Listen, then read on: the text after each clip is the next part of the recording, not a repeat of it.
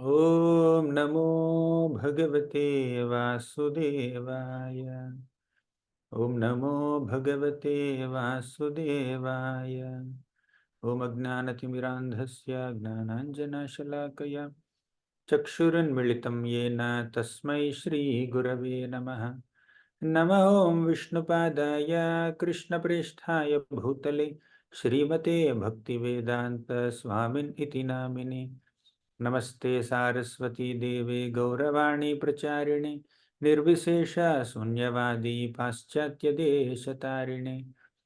जय श्री कृष्ण चैतन्य प्रभु नित्यानंद श्री अद्वैत गदाधर श्रीवासादि गौर भक्तवृंद. हरे कृष्ण कृष्ण कृष्ण हरे हरे, हरे राम राम राम हरे हरे. హరే కృష్ణ. భక్తులందరికీ స్వాగతం. ఇప్పటి వరకు మనం శ్రీమద్ భాగవతం ప్రథమ స్కందంలో మొదటి 4 అధ్యాయాలు చర్చించుకున్నాం. 5వ అధ్యాయంలోకి ప్రవేశించాం కూడా. మొదటి 3 అధ్యాయాల్లో మనం ఏం తెలుసుకున్నామంటే, శౌనకాది ఋషులు సూత గోస్వామిని గౌరవించి ఆదరించి ఆయనకి ఉచితాసనాన్ని ఇచ్చి ఆయన్ని ఎన్నో విధాలుగా కొనియాడి ఆయన్ని 6 ప్రశ్నలు అడుగుతారు. ఆ 6 ప్రశ్నలకి సమాధానం మన సూత గోస్వామి వారు చెప్తారు తర్వాత 2 అధ్యాయాల్లో. అలా మొదటి 3 అధ్యాయాల్లో మనం 6 ప్రశ్నలు 6 సమాధానాలు తెలుసుకున్నాం. ఇక 4వ అధ్యాయంలో శౌనకాది ఋషులు ఇంకో 3 ప్రశ్నలు అడిగారు. ఏమిటా ప్రశ్నలు? ఒకటి, శ్రీమద్ భాగవతం గురించి. భాగవతాన్ని రచించినటువంటి వ్యాస మహర్షి ఎప్పుడు రచించాడు, ఎవరి ప్రేరణతో రచించాడు, ఎందుకు రచించాడు, అసలు ఈ రచనకు ఉన్నటువంటి ఆ నేపథ్యం ఏమిటి, దాన్ని తెలుసుకోవాలని వారు కోరారు. అది మొదటి ప్రశ్న. రెండవ ప్రశ్న, భాగవతాన్ని చెప్పిన వారెవరు? రాసిన వారు వ్యాస మహర్షి అయితే ఆ భాగవతాన్ని వివరించి చెప్పిన వారు దాని వక్త సుఖదేవ గోస్వామి, వ్యాసుడి యొక్క కుమారుడు. ఆయన గురించి మాకు తెలుసుకోవాలని ఉంది. ఆయన హస్తినాపురంలోకి ప్రవేశించినప్పుడు ఆయన్ని హస్తినాపుర జనులు ఎలా చూశారు, ఆయన పరీక్షిత్ మహారాజుని ఎలా కలిశాడు, వాటి గురించి మేము తెలుసుకోవాలనుకుంటున్నాం. మొదటి ప్రశ్న గ్రంథం గురించి, రెండవ ప్రశ్న ఆ గ్రంథ వక్త గురించి, మూడవ ప్రశ్న ఆ గ్రంథాన్ని విన్నటువంటి శ్రోత గురించి. ఎవరు? పరీక్షిత్ మహారాజు. పరీక్షిత్ మహారాజు యొక్క పుట్టుక గురించి తెలుసుకోవాలనుకుంటున్నాం. పరీక్షిత్ మహారాజు యొక్క కార్యకలాపాలు ఏమిటి, ఆయన ఎన్ని గొప్ప కార్యాలు సాధించారు, వాటి గురించి తెలుసుకోవాలనుకుంటున్నాం. అంతేకాకుండా శాపవశాత్తు ఆయన వారం రోజుల్లో చనిపోవలసి వచ్చింది. వారం రోజుల్లో చనిపోతాడు ఈ రాజు అని ఒక ఋషికుమారుడు శపించాడు. ఆ సమయంలో ఆ వారం రోజుల్ని శ్రీమద్ భాగవతాన్ని శ్రవణం చేయడం కోసం వినియోగించాడనమాట పరీక్షిత్ మహారాజు. ఆ వృత్తాంతం అంతా మాకు తెలుసుకోవాలని ఉంది అని అడిగారు. ఒక మాటలో చెప్పాలంటే వారు అడిగిన 3 ప్రశ్నలు: ఒకటి గ్రంథం గురించి, భాగవత గ్రంథం గురించి; 2 భాగవతం చెప్పినటువంటి వక్త గురించి, అది విన్నటువంటి శ్రోత గురించి. ఇలా 3 ప్రశ్నలు అడిగారు. మొదటి ప్రశ్నకు సమాధానం 4వ అధ్యాయం మధ్యలో నుంచి మన సూత గోస్వామి వారు మొదటి ప్రశ్నకి సమాధానం చెప్పారు. ఏమిటి? ముందుగా వ్యాస మహర్షి చక్కగా ఈ వేదాలన్నింటినీ 4గా విభజించి, వేదమంతా ఒక రత్నాల రాశిలా అలా పడి ఉందన్నమాట. వేద మంత్రాలన్నీ వాటన్నింటినీ చక్కగా విభజించి, సెక్షన్లుగా విభజించి 4 వేదాలుగా మార్చి, ఆ 4 వేదాలని తన యొక్క శిష్యులైనటువంటి జైమిని, వైశంపాయన వీళ్ళందరికీ అప్పచెప్పి, మీరు ఈ వేదాలని ఇంకా చిన్న చిన్న భాగాలుగా విభజించి దాన్ని పూర్తిగా ప్రచారం చేయండి మానవాళిలో అని చెప్పాడు. వేదంలోనే చిన్న చిన్న భాగాలు ఉంటాయి, ఉపనిషత్తులు అవి ఉంటాయి. అలా చిన్న చిన్న భాగాలుగా చేసి వాటిని మీరు చక్కగా అందరికీ మానవాళికి ప్రచారం చేయండి అన్నాడు. అంతేకాదు మహాభారతాన్ని కూడా రచించాడు వ్యాసుడు. ఇన్ని వేదాలు రాసిన, ఉపనిషత్తులు రాసిన, మహాభారతం రాసిన వ్యాస భగవానుడికి సంతృప్తి కలగలేదు. ఏదో వెలితి లోపల. ఎందుకు నాకు ఈ వెలితి, ఎంతో నిస్వార్థ భావనతో, ఎంతో దయతో, కలియుగంలో పుట్టబోయేటటువంటి ఈ మానవుల మీద దయతో, కరుణతో వారికి సరైనటువంటి మార్గదర్శకత్వాన్ని నేను చూపించాలి అన్నటువంటి ఉద్దేశంతో, సదుద్దేశంతో ఇన్ని గ్రంథాలు రచించాను నేను. ఇంత గొప్ప గ్రంథరచన చేసినా కూడా నాలో ఎందుకు ఈ అసంతృప్తి అన్న క్వశ్చన్, అన్న ప్రశ్న ఆయన మనసులో ఉదయించింది. దానికి సమాధానం ఆయనకి తెలిసిపోయింది. ఏమిటంటే, నేను ఇన్ని గ్రంథాలు రచించినా కూడా నా గ్రంథాల్లో నేను ధర్మార్థ కామ మోక్షాల గురించి మాట్లాడేనే తప్ప పంచమ పురుషార్థమైనటువంటి కృష్ణ ప్రేమ గురించి కానీ, భగవంతుణ్ణి ప్రేమించడం గురించి కానీ, భక్తి యోగాన్ని గురించి కానీ పెద్దగా నేను దాని గురించి మాట్లాడలేదు. అందుకే ఈ వెలిత. భక్తి యోగం అనేది, భాగవత ధర్మం అనేది భగవంతుడికి ఎంతో ప్రియమైనది, భగవంతుడి భక్తులకు కూడా ఎంతో ప్రియమైనది. కిం వా భాగవత ధర్మాన ప్రాయేణ నిరూపిత. భాగవత ధర్మం గురించి, భక్తి యోగం గురించి నేను నా పుస్తకాల్లో పెద్దగా రాయలేదు. రాశాను, చాలా తక్కువ రాశాను. అందుకే నాకే అసంతృప్త అని అన్న భావన ఆయనలో కలిగింది. ఇంతలో ఆయన గురువు గారైనటువంటి నారద మహర్షి ఆయన ఆశ్రమానికి విచ్చేశారు. అప్పుడు వ్యాసుడు నారద మహర్షిని చక్కగా ఆహ్వానించి, ఉచితాసనం ఇచ్చి, నమస్కరించి అలా కూర్చోబెట్టాడనమాట. అప్పుడు నారద మహర్షి వ్యాస మహర్షితో ఏమన్నాడంటే, వ్యాస మహర్షి, ఇన్ని గ్రంథాలు రచించావు నువ్వు, నీలో ఏమిటి అసంతృప్తి?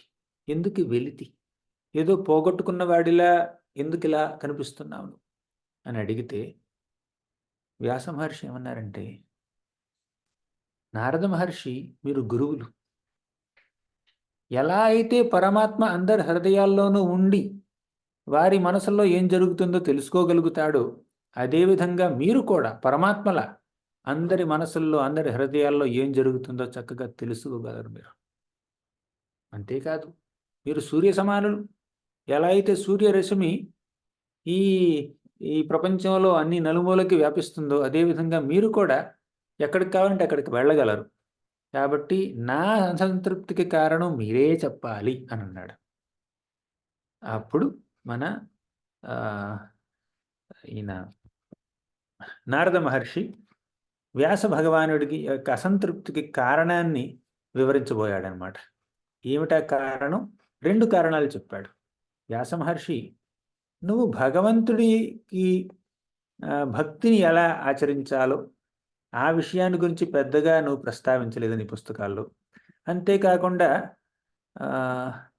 నువ్వు 4 పురుషార్థాల గురించి చాలా ఎక్కువగా మాట్లాడావు.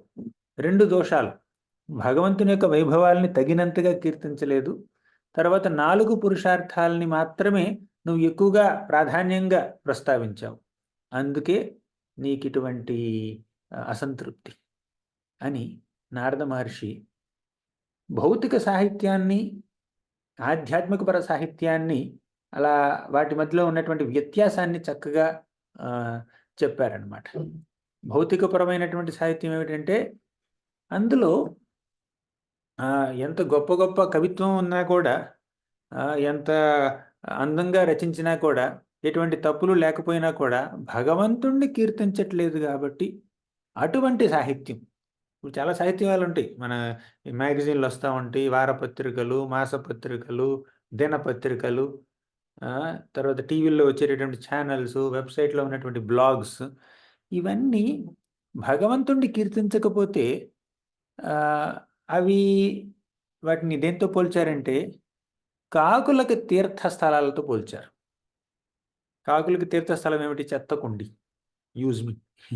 చెత్తకుండి కాకుల యొక్క తీర్థస్థలం. ప్రతిరోజు తీర్థయాత్రలకు వెళ్తూ ఉంటాయి కాకులు. ఏమిటా తీర్థయాత్రలు? చెత్తకుండీలు. అందులో ఏముందో చూసుకుంటుంది అనమాట. కానీ హంసలు అలా కాదు.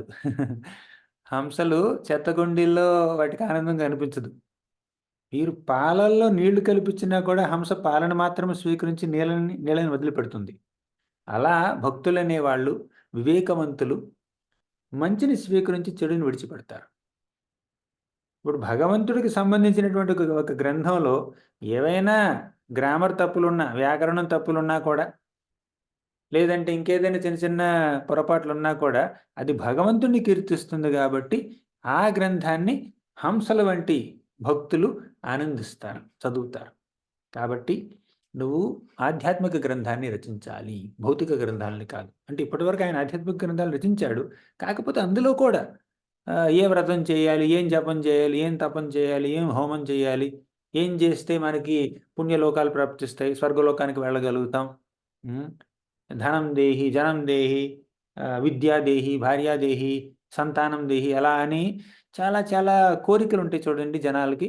ఆ కోరికలు తీర్చుకోవడానికి వ్రతాలు, జపాలు, తపాలు, హోమాలు, నియమాలు, యజ్ఞాలు, యాగాలు, తపస్సులు ఇవన్నీ చేస్తూ ఉంటారు.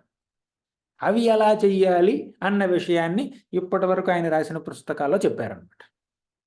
కానీ భక్తి ఎలా చెయ్యాలి, భగవంతుని ఎలా సేవించాలి, శ్రవణం, కీర్తనం, స్మరణం, పాదసేవనం ఎలా చెయ్యాలి, భగవంతుడి యొక్క శరణం ఎలా పొందాలి, అలా భగవంతుడి శరణు పొందినటువంటి మహాభక్తులు ఎవరు, వారి కథలు ఏమిటి, ఇవన్నీ రాయలేదు. భాగవతం చూస్తే మీరు అంబరీష్ మహారాజు అంత మహాభక్తుడు, యుధిష్ఠిర మహారాజు, పరీక్షిత్ మహారాజు, ద్రౌపది, కుంతి, ధ్రువ మహారాజు, ప్రహ్లాద్ మహారాజు, ఇలా చాలా చాలా గొప్ప గొప్ప మహాభక్తుల గురించి భాగవతంలో రాశారు. నిస్వార్థమైనటువంటి భక్తి, ఎటువంటి ప్రతిఫలం ఆశించకుండా నిస్వార్థంగా పూర్తిగా భగవంతుడి సేవలో అంకితమైనటువంటి భక్తుల గురించి భాగవతం చెప్తుంది. ఏదో వ్రతాలు, జపాలు, హోమాలు, నియమాలు పాటించి స్వర్గలోకానికి వెళ్ళాలి, అక్కడ గొప్ప గొప్ప అప్సరసలతోనూ, తర్వాత అక్కడ ఉన్నటువంటి సైనికులతోనూ, దేవతలతోనూ ఆనందించాలి, అమృతం తాగాలి, అటువంటి కోరికలు ఉన్న వాళ్ళకి అటువంటి కోరికలు ఉన్నటువంటి వ్యక్తుల యొక్క కథలు లేవు భాగవతంలో. మహాభక్తుల కథలు ఉన్నాయి. నిస్వార్థమైనటువంటి, ఎటువంటి కామం లేనటువంటి, ఎటువంటి భౌతిక కోరికలు లేనటువంటి మహాభక్తుల యొక్క కథల్ని భాగవతంలో చెప్పారు. అవునా? అందుకే మీరు భాగవతాన్ని రచించండి అన్నాడు. ఇంతకీ భక్తి యొక్క గొప్పతనం ఏమిటి? భక్తి యోగాన్నే ఇంత గొప్పగా మీరు రాయాలి, ప్రచారం చెయ్యాలి అని ఎందుకు అంత నొక్కి వక్కాణిస్తున్నారు? భక్తి యోగం యొక్క గొప్పతనం ఏమిటి అనంటే, అప్పుడు మన నారద మహర్షిలా అంటాడు. ఇప్పటి వరకు గత 15 నిమిషాల్లో నేను ఒక రివిజన్ చేశానన్నమాట. ఆల్రెడీ చెప్పేసుకున్నాం ఇవన్నీ, మళ్ళీ ఒకసారి చూసుకున్నాం అవన్నీ. ఇప్పుడు అసలు క్లాస్ ఇప్పుడు ప్రారంభం అవుతుంది. 11వ శ్లోకం దగ్గర ఆపాం కదా ఇంతకుముందు. ఇప్పుడు 12వ శ్లోకం నుంచి ప్రారంభిద్దాం. నైష్కర్మ్యమప్యచ్యుత భావవర్జితం న శోభతే జ్ఞానమలం నిరంజనం కుతః పునశ్శాశ్వత భద్రమీశ్వరే న చార్పితం కర్మ యదప్యకారణం. నైష్కర్మ్యమపి అచ్యుత భావవర్జితం. చాలా మంచి శ్లోకం అండి. కొన్ని శ్లోకాలు ఉంటాయి భాగవతంలో, ముఖ్యంగా ప్రథమ స్కందంలో. దాన్ని మీరు కంఠస్థం చేసేయండి. కొన్ని శ్లోకాలు కంఠస్థం చేసేయాలి. ఇప్పటి వరకు శ్లోకాలు మొదటి అధ్యాయంలో మొదటి 3 శ్లోకాలు ఉన్నాయి చూడండి. జన్మాద్యేశైతోన్వయాద్ ధర్మ ప్రోజ్యత కైతవోత్రపరము నిగమ కల్పతరోర్గలితం ఫలం. ఈ శ్లోకాలు మీరు కంఠస్థం చేయాలి. ఈ పిల్లలకు వచ్చు, కొంతమంది పిల్లలు వస్తారు చూడండి ముందులో, వాళ్ళకు వచ్చు. తర్వాత 2వ అధ్యాయంలో ఇంకొక శ్లోకం ఉంటుంది. సవై పుంసాపరో ధర్మో యతో భక్తిరధోక్షజే. దాన్ని కంఠస్థం చేయాలి. 3వ అధ్యాయంలో చాలా చాలా శ్లోకాలు ఉన్నాయి, కానీ కొన్ని ఏమిటంటే కృష్ణస్తు భగవాన్ స్వయం, ఈతే చాంశ కళాహ పుంసా కృష్ణస్తు భగవాన్ స్వయం ఇంద్రారి వ్యాకులం లోకం రడయంతి యుగే యుగే.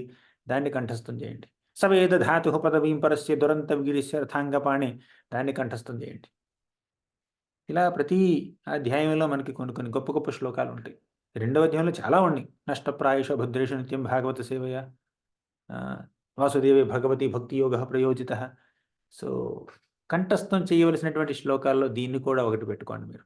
12వ అధ్యాయం 12వ శ్లోకం 5వ అధ్యాయంలో నైష్కర్మ్యమప్యచ్యుత భావవర్జితం న శోభతే జ్ఞానమలం నిరంజనం. దీని అర్థం ఏమిటంటే, నైష్కర్మ్య, కర్మ అంటే చేసే పని, కర్మ అంటే ఆ పనికి ప్రతిఫలాన్ని కూడా కర్మ అంటారు. ఇదంతా నా కర్మ ఫలితం అంటాం చూడండి, అది. నైష్కర్మ్య అంటే ఎటువంటి రియాక్షన్స్ లేకుండా, అంటే ఎటువంటి పాపం కానీ పుణ్యం కానీ ఎటువంటి ఫలితం లేకుండా ఉన్నటువంటి కర్మ, దాన్ని నైష్కర్మ్య అంటారు. అవునా? అంటే మనకి ఎటువంటి బంధం రాదు ఆ కర్మ చేయడం వల్ల. అటువంటి దాన్ని నైష్కర్మ్యం అంటారు. అది బంధం లేకుండా ఎప్పుడుంటుంది? రియాక్షన్ రాకుండా ఎప్పుడుంటుంది? ఎప్పుడైతే ఒక పనిని మనం నిస్వార్థ భావనతో చేస్తామో, వైరాగ్య భావనతో చేస్తామో, డిటాచ్‌మెంట్‌తో చేస్తామో, వర్క్ విత్ డిటాచ్‌మెంట్. అప్పుడు ఎటువంటి చెడ్డ ఫలితం రాదు మనకి. అందుకే ఆహ్, కర్మణ్యేవాధికారస్తే మా ఫలేషు కదాచన అంటాడు భగవంతుడు భగవద్గీతలో. అంటే కర్మ చేసే అధికారం నీకుంది. కానీ ఫలితం మీద నీకు హక్కు లేదు. కాబట్టి ఫలితాన్ని ఆశించొద్దు. సో, ఫలితాన్ని అపేక్షించకుండా చేసేటటువంటి కర్మని నైష్కర్మ్య అంటారు. కానీ ఎంత వైరాగ్య భావనతో, డిటాచ్‌మెంట్‌తో నువ్వు పని చేసినా కూడా అచ్యుత భావవర్జితం. అచ్యుత భావం లేకపోతే అంటే భక్తి భావం లేకపోతే, అచ్యుతుడి పట్ల భక్తి భావం లేకపోతే నా శోభతే అది శోభించదు. జ్ఞానమలం నిరంజనం. జ్ఞానమైన, కర్మైన. పనైనా, తర్వాత మనకి మనం సంపాదించుకున్నటువంటి తెలివితేటలైనా, అచ్యుత భావం లేకపోతే, భగవంతుడి పట్ల భక్తి లేకపోతే అది శోభించదు. అదనమాట. ఈ శ్లోకం యొక్క ఆహ్, తాత్పర్యం. కుతః పునఃశశ్వత భద్రమీశ్వరే నచార్పితం కర్మ యదప్య కారణం. ఇప్పుడు నైష్కర్మ్యానికి, జ్ఞానానికే దిక్కులేదిక్కడ. అచ్యుత భావం లేకుండా. కానీ అసలు కర్మలు చేస్తే, పాపకర్మలు చేస్తే ఇంకా దాని పరిస్థితి ఇంకా ఏం చెప్పాలో ఆలోచించుకోండి మీరే. అంటే ఏదో ప్రతిఫలం ఆశించి తన స్వార్థం కోసం, తన స్వలాభం కోసం చేసే పని ఒక వ్యక్తిని పూర్తిగా భవబంధాల్లో ఇరుక్కునేటట్టు చేస్తుంది. కాబట్టి అచ్యుత భావం చాలా ఇంపార్టెంట్. భగవంతుడి పట్ల భక్తి భావం చాలా ముఖ్యం. తరువాత 13వ శ్లోకంలో ఏమంటారంటే అటువంటి భక్తి మార్గాన్ని ఆచరించడానికి అర్హులు ఎవరు? ఆ భక్తి మార్గాన్ని చక్కగా మనకి వివరించి చెప్పడానికి అర్హత ఎవరికుంది? వ్యాస భగవానుడికుంది. భక్తి మార్గాన్ని ఎవరైనా ఆచరించొచ్చు. అందరూ అర్హులే. కానీ ఆ భక్తి మార్గాన్ని ఇలా ఆచరించాలి అని చెప్పడానికి ఒక ఆచార్యులు కావాలి. వ్యాస మహర్షికి అర్హత ఉంది. అథో మహాభాగ భవన్ అమోఘదృక్ శుచిశ్రవ సత్యరతో ధృతవ్రతః ఉరుక్రమస్యాఖిల బంధముక్తయే సమాధినాం నుస్మర తద్విచేష్టితం. అథో మహాభాగ, ఎంతో భాగ్యవంతుడివి నువ్వు వ్యాస మహర్షి. భవాన్ అమోఘదృక్. అమోఘదృక్ అంటే నీ యొక్క దృష్టి అమోఘం. అంటే భూత భవిష్యత్ వర్తమానాల్ని నువ్వు పూర్తిగా తెలుసుకున్నావు. శుచిశ్రవ సత్యధరో ధృతవ్రత. శుచిశ్రవ అంటే నువ్వు చాలా నీకు చాలా ఫేమ్ ఉంది. ఫేమ్ అంటే దాన్ని ఏమంటారు? కీర్తి. నీకు చాలా కీర్తి ఉంది. చాలా కీర్తివంతుడివి నువ్వు. సత్యవంతుడివి నువ్వు. ధృతవ్రత అంటే ఎంతో పట్టుదలతో నీ యొక్క వ్రతాలన్నింటినీ నువ్వు చేసినటువంటి వాడివి. అఖిల బంధముక్తయే, నీకు ఎటువంటి బంధాలు లేవు. భక్తి మార్గాన్ని చక్కగా వివరించి సామాన్య ప్రజల్ని బంధ విముక్తుల్ని చేయడానికి కావలసినటువంటి పరిజ్ఞానం అంతా నీ దగ్గర ఉంది. కాబట్టి భాగవతాన్ని రచించడానికి నువ్వే అర్హుడవి. భక్తి మార్గాన్ని అందరికీ అర్థమయ్యేలా వివరించి చెప్పడానికి నీకు ఆ పూర్తి అర్హత ఉంది. కాబట్టి భాగవతాన్ని రచించు అన్నాడు నారద మహర్షి. అర్థమైంది కదా?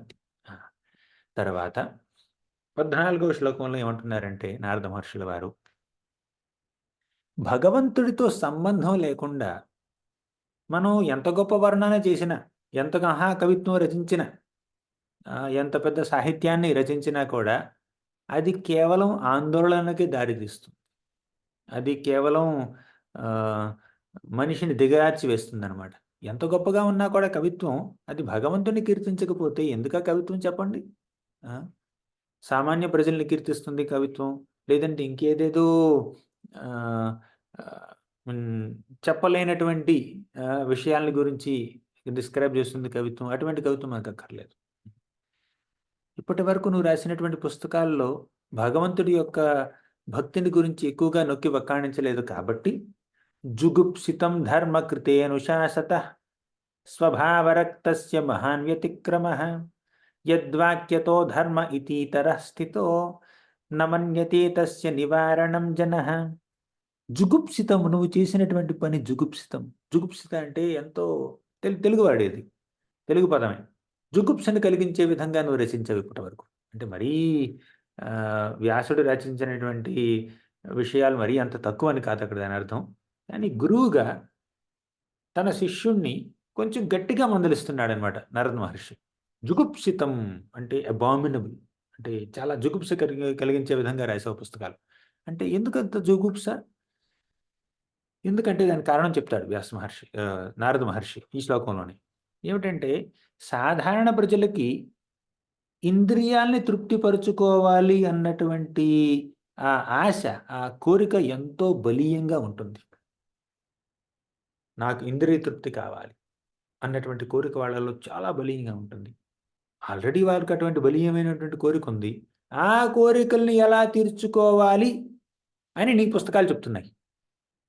అంటే మన కామాన్ని, మన కోరికల్ని తీర్చుకోవాలి అంటే, భౌతికపరమైనటువంటి కోరికలు తీర్చుకోవడం అంటే ఏమిటి?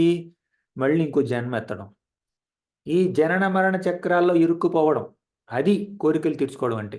ఇంద్రియ తృప్తి కోసం పనిచేసేటటువంటి ఏ వ్యక్తి అయినా కూడా జనన మరణ చక్రాల్లో, భవబంధాల్లో ఇరుక్కుంటాడనమాట.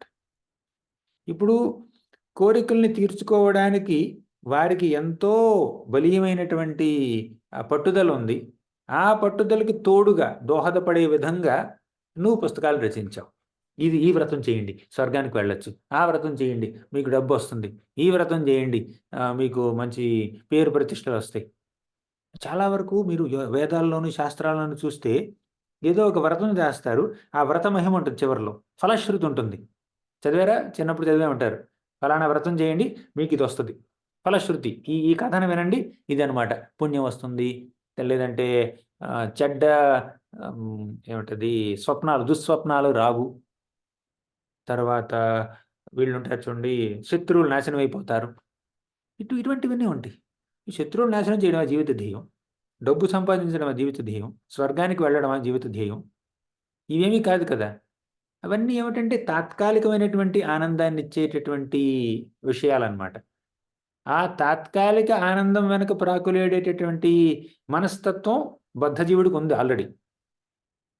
ఇప్పుడు నువ్వు రాసినటువంటి పుస్తకాలన్నింటిని ఉపయోగించి వాళ్ళు ఇక దానికోసం ప్రాకులాడుతూ ఉంటారనమాట. కాబట్టి నువ్వు రాసినటువంటి ఈ శాస్త్రాల్లో, ఈ పురాణాల్లో, ఈ వేదాల్లో, వీటిల్లో చాలా వరకు త్రిగుణాల గురించినటువంటి విషయాలు చర్చించారనమాట. కాబట్టి అది మనకొద్దు అన్నాడు.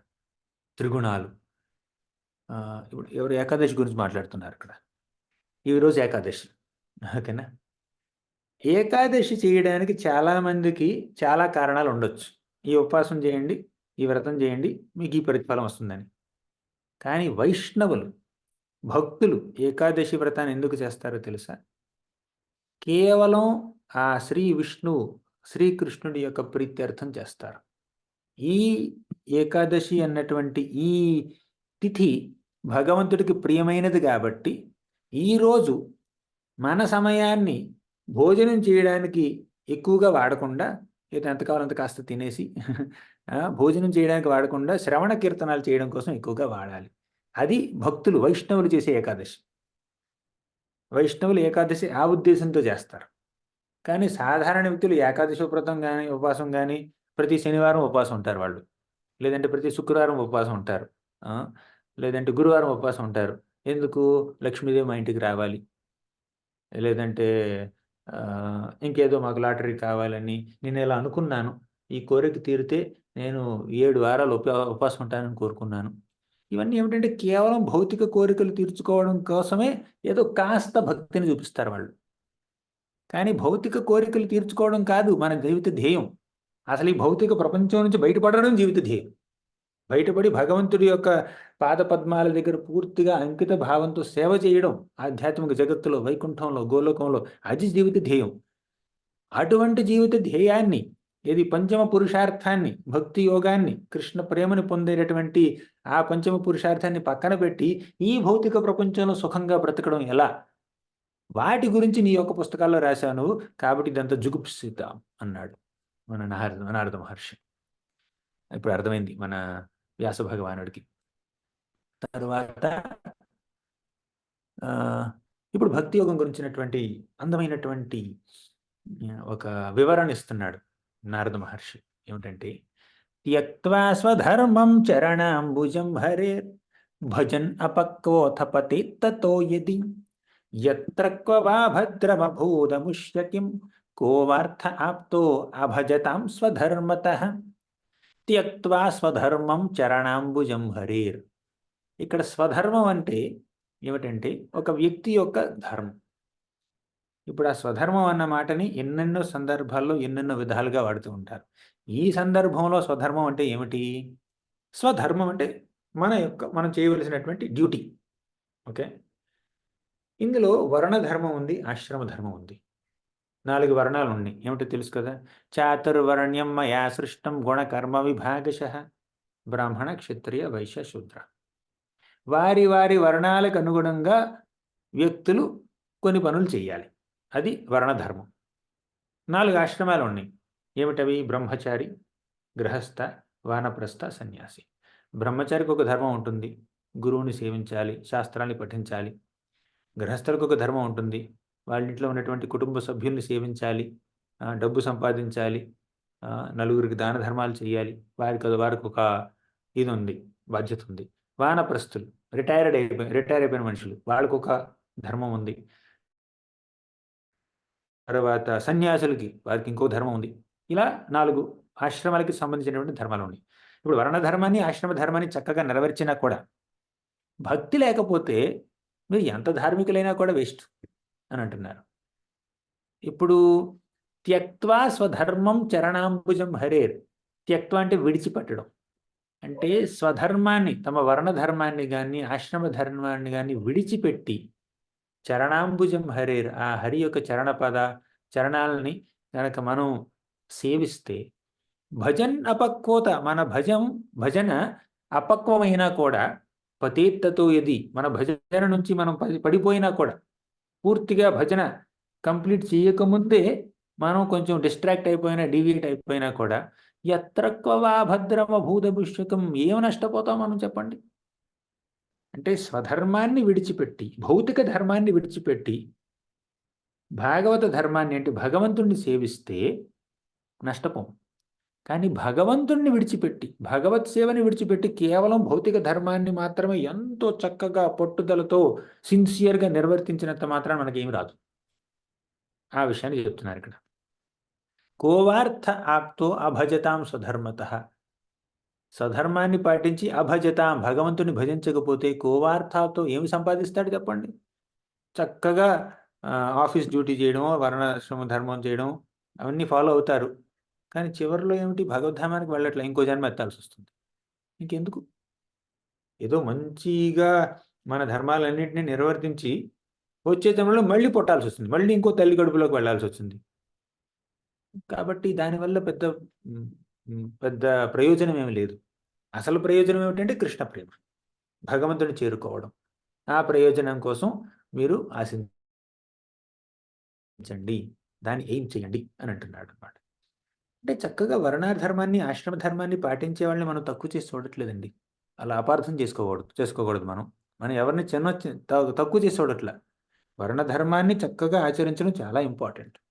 ఆశ్రమ ధర్మాన్ని కూడా చక్కగా ఆచరించాలి, అందులో డౌట్ లేదు. కాకపోతే కేవలం ఈ వర్ణాశ్రమాలు భౌతికాలు.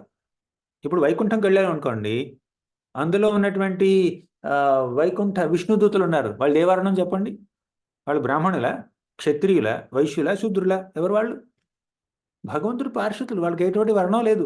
వాళ్ళు ఏ ఆశ్రమంలో ఉన్నారు? గృహస్థుల, బ్రహ్మచారుల, సన్యాసుల, వానప్రస్థుల? అసలు వాళ్ళకి చావే లేదు, పుట్టుకే లేదు. ఇంకా ఆశ్రమాలతో పని ఏముంది చెప్పండి? జనరల్గా ఒక వ్యక్తి 100 సంవత్సరాలు బ్రతికితే మొదటి 25 ఏళ్ళు బ్రహ్మచారి ఆశ్రమం, తర్వాత 25 ఏళ్ళు గృహస్థులుగా, తర్వాత 25 ఏళ్ళు 50 నుంచి 75 దాకా వానప్రస్థులు, తర్వాత చివరి 25 ఏళ్ళు సన్యాసి. అలా కొంతమంది అంటుంటారు అన్నమాట. అంటే అదొక ఫేజ్, ఈ లైఫ్లో ఒక ఫేజ్. కానీ మీరు వైకుంఠానికి వెళ్ళినా, గోలోకానికి వెళ్ళినా అక్కడ ఉన్నటువంటి భగవత్ పార్షదులు వాళ్ళకి చావే లేదు, పుట్టుకే లేదు. ఇంకా బ్రహ్మచారాశ్రమం, గృహస్థాశ్రమం ఎక్కడ ఉంటుంది చెప్పండి వాళ్ళకి?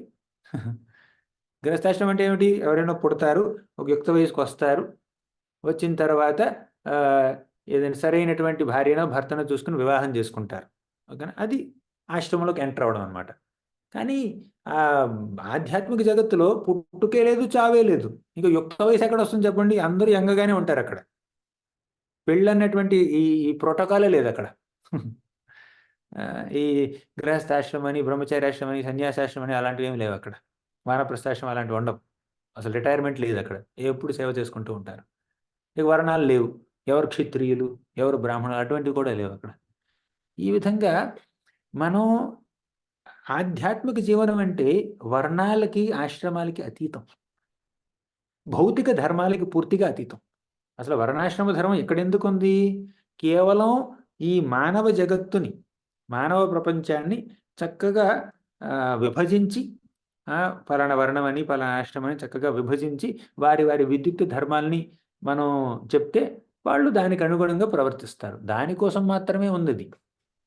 కానీ ఆధ్యాత్మికంగా దానికి పెద్దగా విలువ లేదు.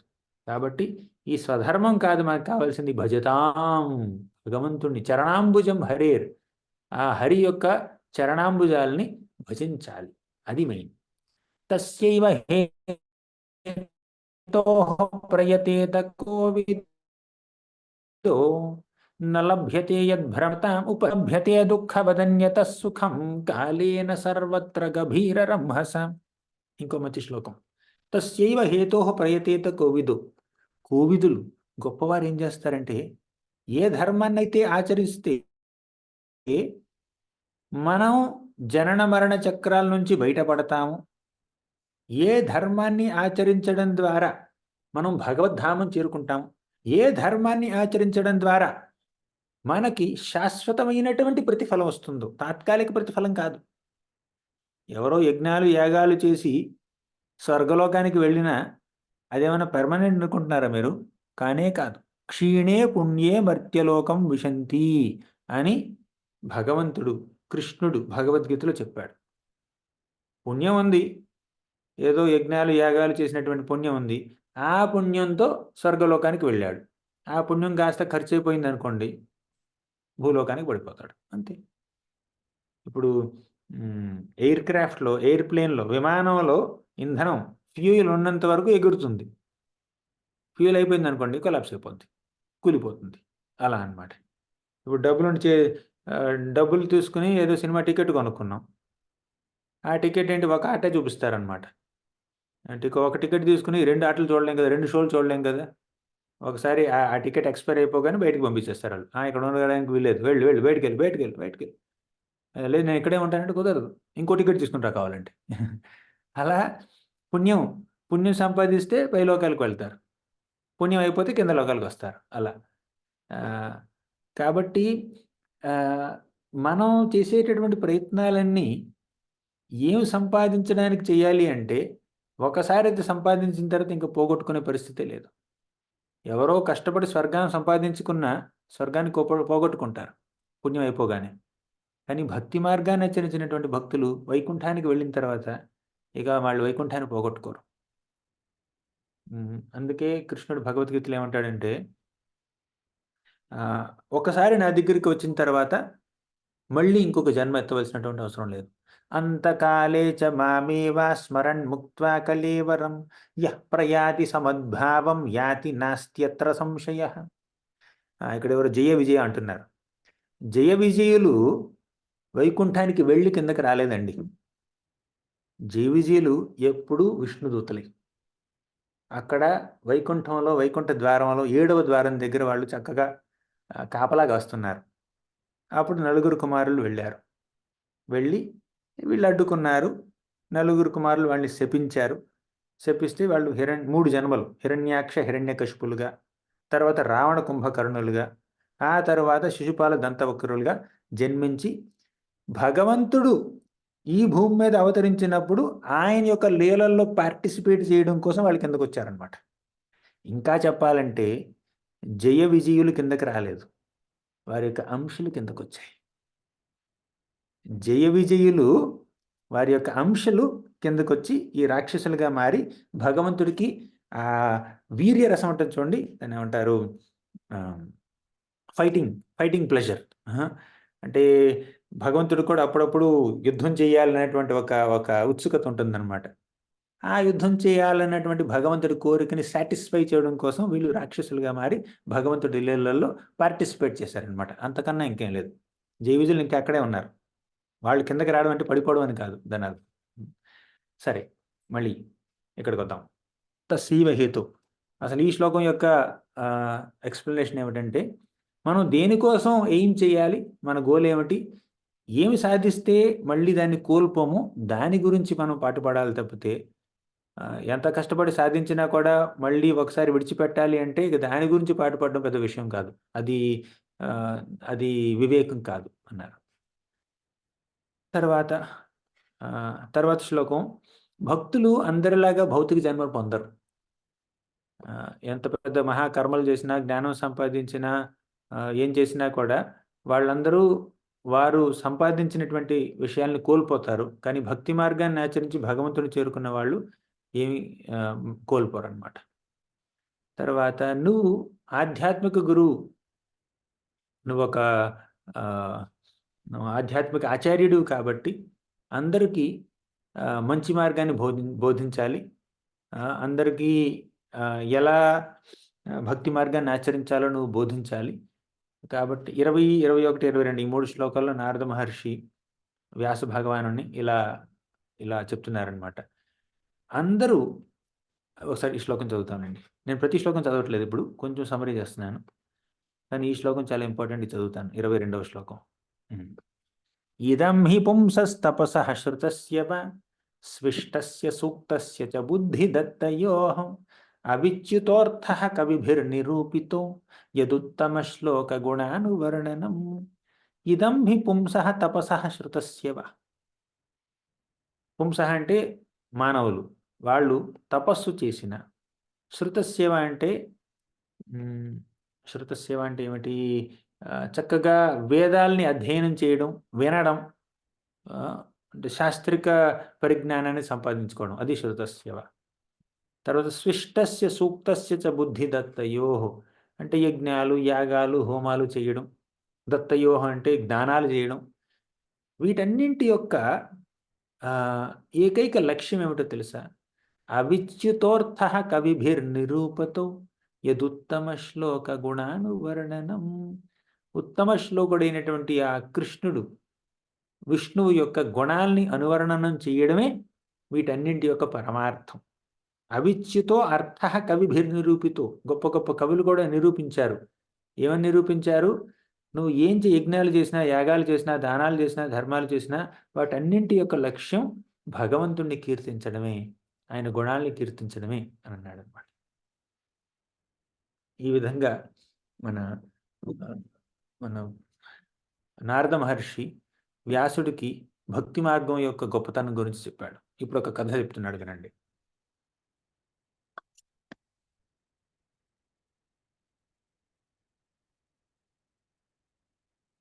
ఇప్పటి వరకు మనం పెద్దగా కథలు చెప్పుకోలేదు, చాలా వరకు సిద్ధాంతమే చెప్పుకున్నాం. ఇప్పుడు కథ వచ్చిందనమాట. నారద మహర్షి వ్యాసుణ్ణి, మీరు ఇన్నిన్ని పుస్తకాలు రాశారు, కానీ భగవంతుడి గురించినటువంటి పూర్తి వర్ణన లేదు, భక్తి యోగం గురించినటువంటి చర్చ కూడా పూర్తిగా లేదు. కాబట్టి మీరు భక్తి యోగాన్ని ఎక్కువగా వక్కాణించి మీరు రాయండి అని అన్నాడు. ఆ భక్తి యోగ గొప్పతనాన్ని చక్కగా కొన్ని శ్లోకాల్లో చెప్పాడు. ఇప్పుడేం చెప్పబోతున్నాడు? ఆ భక్తి యోగం ద్వారా నేను ఎలా బెనిఫిట్ పొందాను నా పూర్వజన్మలో, ఆ విషయం గురించి చెప్తున్నాడు అనమాట.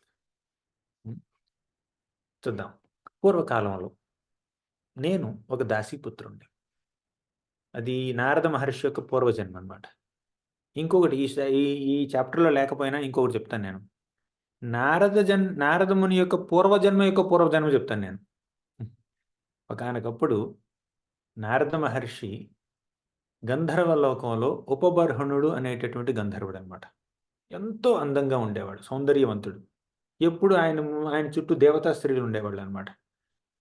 ఎప్పుడు చాలా హ్యాపీగా అలా బ్రతికేవాడు. గంధర్వులు కదా, చాలా అందంగా ఉంటారు, చక్కగా పాడతారు, చక్కగా ఆడతారు. అలా తన యొక్క జీవితాన్ని అలా వెళ్ళబుచ్చుతున్నాడు ఉపబర్హణుడు. ఒకసారి పైలోకాల్లో ప్రజాపతులు ఉన్నారు చూడండి, గొప్ప గొప్ప దేవతలు, ప్రజాపతులు. వాళ్ళందరూ భగవంతుడిని కీర్తించడం కోసం ఒక పెద్ద సమావేశం ఏర్పాటు చేశారు. ఒక పెద్ద పండగని వాళ్ళు వాళ్ళు ఆహ్, ఆర్గ ఆర్గనైజ్ చేశారనమాట. అప్పుడు గంధర్వుడు గాబట్టి, గంధర్వలోకంలో ఉన్నాడు గాబట్టి, ఉపబర్హణుడిని కూడా ఆహ్వానించారు. అప్పుడు ఉపబర్హణుడొచ్చాడనమాట. ఎవరితో వచ్చాడు? తన యొక్క స్నేహితురాళ్ళతో వచ్చాడు. వచ్చేం జేస్తున్నాడు? ఏవేవో పాటలు పాడుతున్నాడు. అది ఆధ్యాత్మిక పరంగా జరుపుకోవాల్సినటువంటి పండుగ. భగవంతుడిని పూజించడం అక్కడ ఆ పండుగ యొక్క ధ్యేయం. కానీ ఏం జేస్తున్నాడు? అంత గొప్ప ఆధ్యాత్మిక వాతావరణంలో ఏవో భౌతికపరమైనటువంటి పాటలు పాడుతున్నాడనమాట. సినిమా పాటలు పాడుతున్నాడు. అప్పుడు ఈ ప్రజాపతులందరికి కోపమొచ్చింది. ఈ సందర్భం ఏమిటి? నువ్వు చేసే పనేమిటి? నీకసలేమైనా బుద్ధుందా? అని చెప్పి శపించారు. ఒక శూద్రుడిలా ప్రవర్తిస్తున్నావు నువ్వు. శూద్రుడివైపో అని చెప్పి శపించారనమాట. అప్పుడు ఆ ఉపబర్హణుడు గంధర్వలోకాన్ని విడిచిపెట్టి అందమైనటువంటి ఆ గంధర్వ దేహాన్ని విడిచిపెట్టి భూమి మీద పడిపోయాడు. పడి ఒక దాసీపుత్రుడిగా జన్మించాడు. ఆ దాసీపుత్రుడికి ఏమిటంటే తల్లి తప్ప ఇంకెవరూ లేరు. దాని గురించే మనం చెప్పుకోబోతున్నాం. నారద మహర్షి ఒక దాసీపుత్రుడిగా జన్మించాడు. జన్మిస్తే ఆ దాసి ఏం జేస్తుంది? ఇరుగు పొరుగు ఉన్నటువంటి ఇళ్ళల్లో ఏదో కొంచెం దాసీ పని చేసి, ఏదో కాస్తో కూస్తో డబ్బు సంపాదించి ఆ పిల్లవాడిని పోషించుకుంటుందనమాట. తర్వాత అక్కడ ఒక స్కూలుంది. గురుకులం ఉంది. ఆ గురుకులంలో కూడా ఏదైనా చిన్న చిన్న పనులు చేసి ఏదైనా ఊడ్చడాలు, తర్వాత నీళ్లు తీసుకురావడాలు, పువ్వులు కట్టడాలు అలాంటి చిన్న చిన్న పనులు చేసి ఏదో విధంగా తన కొడుకు 5 ఏళ్ల బాలుడు అప్పట్లో నారద మహర్షి చక్కగా పోషించుకుంటూ ఉందనమాట. అప్పుడు ఒకసారి వాళ్ళు ఉన్నటువంటి ఏరియాకి స్కూల్లో కొంతమంది ఋషులొచ్చారు.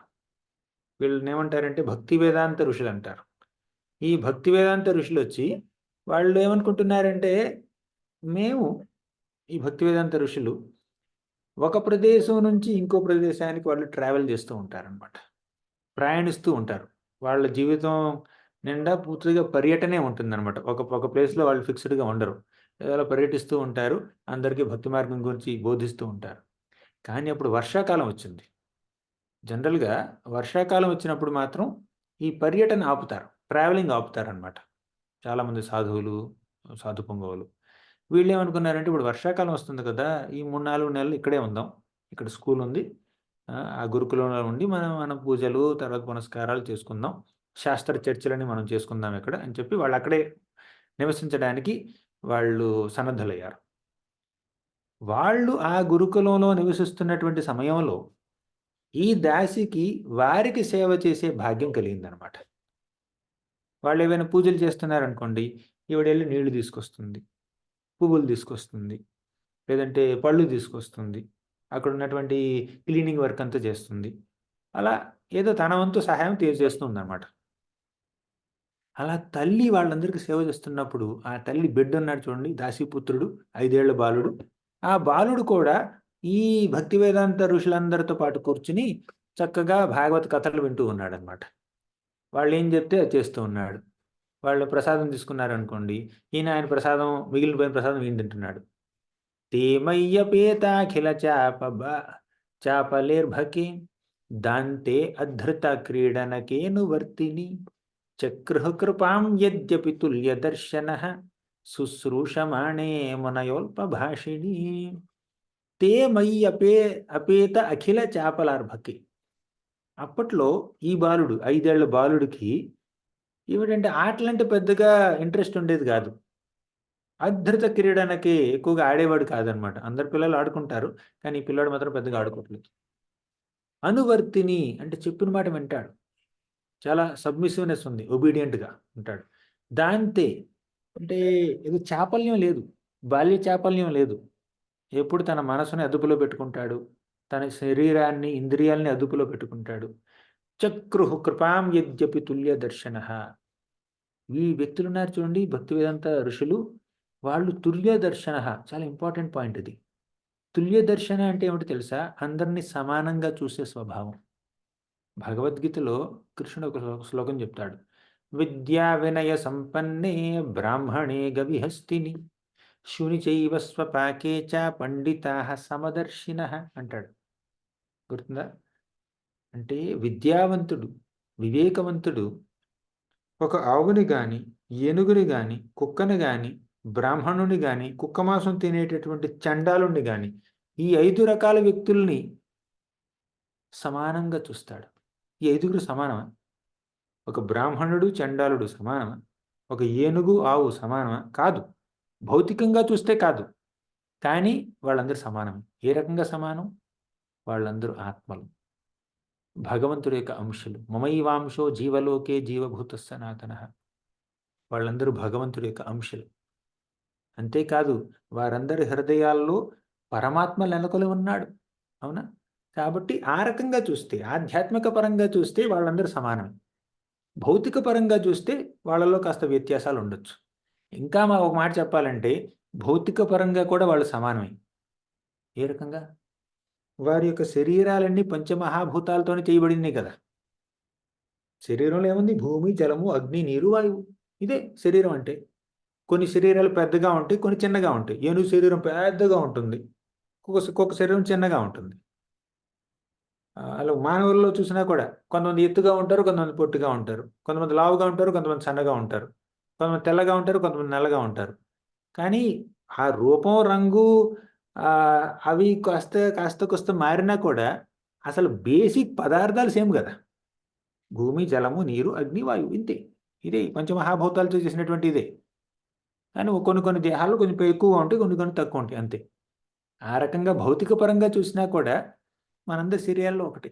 ఒకసారి ఈ చర్మాన్ని ఒలిచామనుకోండి, ఈ చర్మం ఒలిచేసామనుకోండి, లోపల ఏముంటుంది? మాంసం, రక్త మాంసాలుంటాయి, నరాలుంటాయి, ఎముకలుంటాయి. తర్వాత ఈ ధాతువులుంటాయి. రక్తం అని చాలా చాలా ఉంటాయి. మలం, మూత్రం అన్నీ ఉంటాయి లోపల.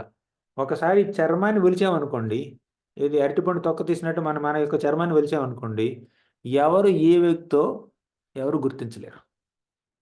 అంతే. తెలిసినతను అని మనం అనలేం. అక్కడేం కనిపిస్తుంది? మాంసమే కనిపిస్తుంది. ఇంకేం కనిపించట్లే. అందుకే ఈ శరీరంతో మనల్ని మనం పోల్చుకోవడం, శారీరకంగా ఇంకెవరినో చూసి వారిని చిన్నబుచ్చేటట్టు మాట్లాడడం, ఇదంతా ఏమిటంటే స్కిన్ డిసీజ్ అంటారు. చర్మ వ్యాధి. అవునా? అంటే చర్మం చూసి ఆ వ్యక్తిని మనం గౌరవిస్తున్నాం అన్నమాట. తెల్లగా ఉంటే గౌరవిస్తాం, నల్లగా ఉంటే గౌరవించం. కొంచెం కొంచెం బలిష్టంగా ఉంటే గౌరవిస్తాం, బక్కగా ఉంటే గౌరవించం. అలా ఉంటదనమాట. మన మన యొక్క మానసిక పరిస్థితి, భౌతిక మనసు యొక్క పరిస్థితి అలా ఉంటుందనమాట. హ్మ్. కానీ ఆధ్యాత్మికంగా చక్కగా పురోగతి చెందినటువంటి వ్యక్తులు వాళ్ళు సమానంగా చూస్తారు. అది తుల్య దర్శన అన్న మాటకి అర్థం అనమాట. ఇప్పుడు ఈ బాలుడున్నాడు దాసీపుత్రుడు. బ్రాహ్మణ బాలుడు కాదు. దాసీపుత్రుడు. దాసీపుత్రుడు కదా అని చెప్పి నెగ్లెక్ట్ చేయలేదనమాట ఈ భక్తి వేదాంత ఋషులు. దాసీపుత్రుడు కావచ్చు, రాజపుత్రుడు కావచ్చు. ఎవరైనా కూడా ఎంతో పద్ధతిగా, అల్లరి చేయకుండా, ఎటువంటి చిత్త చాంచల్యం లేకుండా మాకు సేవ చేస్తున్నాడు ఈ బాలుడు. మాకు పూజకి పువ్వులు కావాలంటే పరిగెత్తుకునొచ్చి పువ్వులు కోసి తీసుకొస్తున్నాడు. మాకు ఆచమన పాత్రలో కాస్త నీళ్లు కావాలంటే వెంటనే తీసుకెళ్ళి బిందె నిండా నీళ్లు తీసుకొస్తున్నాడు. మేమిక్కడ కూర్చొని భాగవత కథలన్నీ చర్చించుకుంటే, భగవంతుడి యొక్క గుణగణాల గురించి చర్చించుకుంటే, పక్కనే కూర్చొని శ్రద్ధగా వింటున్నాడు పిల్లవాడు. మాకు ప్రసాదం కావాలంటే తీసుకొచ్చి పెడుతున్నాడు. మాకేమైనా ప్రసాదం మిగిలిపోతే అది తీసుకొచ్చి ఆయన తింటున్నాడు. కాబట్టి పూజల్లో పాల్గొంటున్నాడు. కాబట్టి భక్తి యోగాన్ని స్వీకరించడానికి ఇతడు అర్హుడు అని చెప్పి, ఈ బాలుడికి భక్తిని నేర్పించారు వాళ్ళు. భగవంతుణ్ణి ఎలా పూజించాలన్న విషయాన్ని చెప్పారు. శుశ్రూషమాణే చక్కగా సేవలు చేస్తున్నాడు కాబట్టి మునయో అల్పభాషిణి. అల్పభాషిణి అంటే ఎక్కువగా మాట్లాడకుండా ఉండడం అనమాట. కొంతమంది పిల్లలుంటారు. మాట్లాడుతూనే ఉంటారు. మాట్లాడుతూనే ఉంటారు. వాళ్ళనేమంటారు? వాగుడుకాయ అంటారు చూడండి. తెలుగులో వాగుడుకాయ. అసలు మాట ఆగదు. ప్లస్ మాట్లాడడం వాళ్ళు మాట్లాడిన మాటల్లో పెద్ద విషయం కూడా ఉండదనమాట. ఊరికే మాట్లాడుతూనే ఉంటారు. పిల్లలు కాబట్టి అమాయకంగా ఉంటారు. కానీ ఈ పిల్లాడు మాత్రం భిన్నం. 5 ఏళ్ల బాలుడైనా కూడా అల్ప భాషిణి ఎక్కువగా మాట్లాడడనమాట. ఏదైనా అవసరం వస్తేనే మాట్లాడతాడు. కాబట్టి వీళ్ళందరూ ఆ బిడ్డకి భక్తి యోగాన్ని గురించి చెప్పారనమాట. అలా భక్తి మార్గాన్ని మెల్లిగా ఆచరించడం పెట్టాడు ఈ బాలుడు. వీళ్ళు ఇచ్చినటువంటి ప్రసాదం తింటున్నాడు. వాళ్ళ శాస్త్ర చర్చల్లో పాల్గొంటున్నాడు. ఊరికే మూలలో కూర్చొని వింటున్నాడనమాట. అప్పుడు ఆయన యొక్క పాపాలన్నీ తొలగిపోయాయి. ఒకప్పుడు గంధర్వలోకంలో తప్పుగా ప్రవర్తించి శపించబడి దాసీపుత్రుడయ్యాడు. కానీ దాసీపుత్రుడు అయిన తర్వాత సత్ప్రవర్తన చూపించి వీళ్ళందరి ఆశీర్వచనాలకు అర్హుడయ్యాడు. చూసారా? మంచి పొజిషన్లో ఉన్నప్పుడు గర్వం ఎక్కువైపోయింది. తక్కువ పొజిషన్లో వచ్చినప్పుడు వినయం వచ్చిందనమాట. అందుకే మనకి విద్య రాకపోవడం, అందంగా లేకపోవడం, పెద్ద డబ్బు లేకపోవడం, పేరు ప్రతిష్టలు లేకపోవడం మంచిదే. కాస్త వినయంగా ఉంటాం. జన్మ, ఐశ్వర్యం, శ్రుతాశ్రీ పెరిగిపోయినాయి అనుకోండి, మదం కూడా పెరిగిపోతుంది, గర్వం పెరిగిపోతుంది. నేను చాలా గొప్పవాడిని అని ఫీల్ అవుతుంటాం. కాబట్టి డబ్బు లేదని ఫీల్ అవ్వకండి, భక్తి లేదని ఫీల్ అవ్వండి.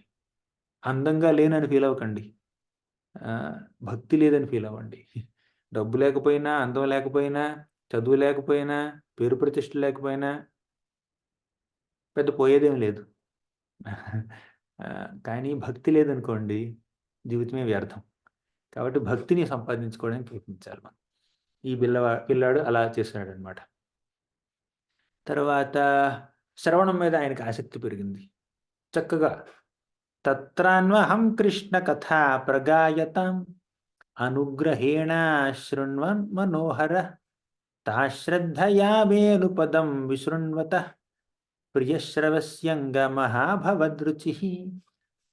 ఆయనకి కృష్ణ కథ మీద, కృష్ణుడి యొక్క కథల్ని వీళ్ళందరూ చక్కగా చర్చించుకుంటే ఆ కథల మీద ఆయనకి ఎంతో ఆసక్తి పెరిగిందనమాట, రుచి పెరిగిందనమాట. దేవుడి గురించి వినడానికి కాస్త రుచి ఉంటే మనం ఎంతో అదృష్టవంతులు. మన ప్రగాయతాం, వీళ్ళందరూ గాయనం చేస్తున్నారు భగవంతుడి యొక్క లీలల్ని. ఆ గానమంతా మనోహరంగా ఉంది, దాన్ని వింటూనే ఉన్నాడు. శ్రద్ధతో వింటున్నాడు పిల్లవాడు. 5 ఏళ్ల బాలుడైన ఎంతో శ్రద్ధగా వింటున్నాడు. అనుపదం విశృణ్వత మనోహరాహ, మనసు పూర్తిగా హరించాడు భగవంతుడు. అలా శ్రవణం మీద ఆసక్తి పెరిగింది. అలా అస్ఖలితమతి అంటే ఎడతగిని శ్రద్ధ, పూర్తిగా భగవంతుడి యొక్క గుణగణాలని అర్థం చేసుకునేటటువంటి శక్తి ఆయనకు కలిగిందనమాట. దానితో మెల్లిగా భగవంతుడి పట్ల ప్రేమ కలిగింది. ఈ విధంగా ఈ బాలుడు 5 ఏళ్ల వయసులోనే మహాభక్తుడిగా మారాడు. ఎంతో గొప్ప భక్తుడిగా మారిపోయాడనమాట. అప్పుడు వీళ్ళు వర్షాకాలం అయిపోయింది. వర్షాకాలం పూర్తయిపోయింది కదా అని చెప్పి వీళ్ళు ఏం చేశారు, ఈ ఋషులు ఈ బాలుడికి చక్కగా భక్తి మార్గాన్ని బోధించి వాళ్ళు విడిచిపెట్టి వెళ్ళిపోయారనమాట. వాళ్ళు ఆ గురుకులాన్ని విడిచిపెట్టి వెళ్ళిపోయారు. ఇప్పుడు బాలుడు ఒక్కడయ్యాడు. బాలుడు ఒక్కడే, భక్తి వేదాంత ఋషులు లేరు. ఇప్పుడు చూడండి, కొంతమంది గురువులు వాళ్ళకి ఎంత వైరాగ్యం అంటే ఎవరి దగ్గర పెర్మనెంట్గా ఉండిపోరు. వాళ్ళు భక్తి గురించి నలుగురికి బోధిస్తారు, వాళ్ళకి స్ఫూర్తినిస్తారు, ప్రేరణిస్తారు, భక్తి మార్గాన్ని ఆచరించేటటువంటి శక్తిని, సామర్థ్యాన్ని వాళ్ళకి ఇస్తారు. ఇచ్చి వాళ్ళు పర్యటిస్తారనమాట. నేను ఇతన్ని భక్తుడిని చేశాను, వీడు నా సేవే చెయ్యాలి అని చెప్పి అలా వీళ్ళు నా భక్తులు అన్న ఇదిలో ఉండరు. వీళ్ళు నా అన్న భావన ఉంటుంది, కానీ అది ప్రేమ అనమాట. వీళ్ళు నా సేవ చేయాలి, వీళ్ళు నా వ్యక్తులు అన్నటువంటి ఒక పొసెసివ్నెస్ ఉండదన్నమాట వాళ్ళలో. అది సరే. వీళ్ళు చక్కగా భగవంతుడికి ఈ బాలుడికి భక్తిని ఉపదేశించి చక్కగా వెళ్ళిపోయారు. వర్షాకాలం కాస్త అయిపోయింది. ఇప్పుడు ఈ సందర్భంలో మన నారద మహర్షి వ్యాస మహర్షితో ఏమంటున్నాడంటే, ఏతత్ సంసూచితం బ్రహ్మం స్థాపత్రయ చికిత్సితం యదీశ్వరే భగవతి కర్మ బ్రహ్మణి భావితం. భగవంతుని సేవకు అంకితం కావడమే సర్వోత్తమ నివారణ ఉపాయం. అంటే ఈ భవబంధాల నుంచి, జనన మరణ చక్రాల నుంచి మనకి విడుదల కావాలి అంటే భగవంతుడికి భక్తియుత సేవ చేయడం ఒక్కటే మార్గం. అలా భగవంతుడికి భక్తియుత సేవ చేయడం ద్వారా నేను భవబంధాల నుంచి విముక్తున్నాను. ఇప్పుడు నేను నారదమునండి, ఒకప్పుడు గంధర్వుణ్ణి, అక్కడి నుంచి పడిపోయి దాసీపుత్రుడిగా జన్మించాను. కానీ దాసీపుత్రుడిగా జన్మించిన తర్వాత నాకు ఒక గొప్ప సువర్ణావకాశం కలిగింది. ఏమిటది? భక్తి వేదాంత ఋషుల ద్వారా భక్తి మార్గాన్ని తెలుసుకోవడం, ఆచరించడం. ఆచరించి ఇప్పుడు నేను ఈ పొజిషన్‌లో ఉన్నాను నేను. వాళ్ళు నాకు దీక్షను ఇచ్చారు. భక్తి మార్గం ఎలా చేయాలన్న విషయంలో నాకు పూర్తిగా ఒక అవగాహన కల్పించారు వాళ్ళు. వాళ్ళు చెప్పినటువంటి మాటలు విని ఇప్పుడు నేను నారదమునయ్యాను అని చెప్పి నారద మహర్షి మన ఆహ్, వ్యాస మహర్షిని ప్రోత్సహిస్తున్నాడు. కాబట్టి నువ్వు భక్తి యొక్క గొప్పతనం తెలుసుకో. ఆ భక్తి వల్ల నా జీవితం ఎలా పరివర్తన చెందిందో తెలుసుకో. కాబట్టి భక్తి మార్గం గురించి చాలా రిపీటెడ్‌గా ఆ! నువ్వు భాగవతంలో రాయాలని చెప్పాడు. దేవదేవుడి నామాల్ని, గుణాల్ని అన్నీ స్మరించే విధంగా నువ్వు రాయి. భక్తి యోగం భగవంతుడి యొక్క సంతోషం కొరకు చెయ్యాలి. అప్పుడు మనకి సరైనటువంటి జ్ఞానం లభిస్తుంది. అంతేకాదు ఇంకొక మాట ఏమన్నాడంటే చివరలో ఇక్కడ. ఇక్కడేమన్నాడంటే ముగింపులో ఆహ్, అసలు నువ్వు భాగవతాన్ని ఎలా రచించాలో తెలుసా నీకు? భాగవతం అందరు వ్యక్తులకి వారి బ్యాక్‌గ్రౌండ్ ఏదైనా కూడా వాళ్ళందరికీ భక్తిలో స్ఫూర్తినిచ్చే విధంగా ఉండాలన్నమాట. అలా రాయాలి నువ్వు భాగవతం అన్నాడు. అంటే కొంతమందున్నారు మహాభక్తులుంటారు ఆల్రెడీ. వాళ్ళకి భాగవతం అవసరం లేదా? కాదు. వాళ్ళు కూడా ఈ భాగవతాన్ని ఆశ్రయించగలగాలి. కొంతమందుంటారు పూర్తిగా వాళ్ళకేవేవో భౌతిక కోరికలుంటాయి. వాళ్ళకి భాగవతం సరిపడదా? కాదు. వాళ్ళకి కూడా సరిపడాలి. అందుకే ఏమన్నాడంటే ఆయన చూడండి ఈ ఆఖరి శ్లోకంలో ఆహ్, ఇక్కడ శ్లోకం పెట్టలేదన్నమాట మనం. ఒక్క నిమిషం. ఆ! ఇది 40. త్వమప్యదభ్రశ్రుతవిశ్రుతం విభో సమాప్యతే येन విదాంబభూత్సితం ప్రాఖ్యాహి దుఃఖైర్ముహురద్రయింతాత్మనాం సంక్లేశ నిర్వాణముశంతి నాన్యథా. ఇక్కడేమంటున్నాడంటే చక్కగా ఆధ్యాత్మిక పురోగతి చెందిన వారికి కూడా భాగవతం అర్థమవ్వాలి. వారికి కూడా భాగవతం కాస్త స్ఫూర్తిని, ప్రేరణనివ్వాలి. వాళ్ళ స్థాయి మేరకు వాళ్ళు పెద్ద పెద్ద టాపిక్స్ అన్నీ తెలుసుకోవాలనుకుంటారు కదా! కాబట్టి పెద్ద పెద్ద టాపిక్స్ కూడా ఉండాలి భాగవతం. కొంతమందున్నారు పూర్తిగా భౌతిక విషయాల్లో లీనమైపోయి ఉంటారు. వాళ్ళని ఆ స్థాయి నుంచి పైకి తీసుకొచ్చే విధంగా కూడా రాయాలి నువ్వు భాగవతం. అంటే ఒక టెక్స్ట్ బుక్ నువ్వు రాయాలి. ఆ టెక్స్ట్ బుక్ ఫస్ట్ క్లాస్‌లో చదివేవాడికి రెలెవెంట్‌గా ఉండాలి. 10థ్ క్లాస్‌లో చదివేవాడికి రెలెవెంట్‌గా ఉండాలి. పీహెచ్‌డీ చదివేవాళ్ళు కూడా ఆ టెక్స్ట్ బుక్‌లో నుంచి ఏదో ఒకటి అర్థం చేసుకోగలగాలి. ఆ విధంగా రాయాలన్నాడు.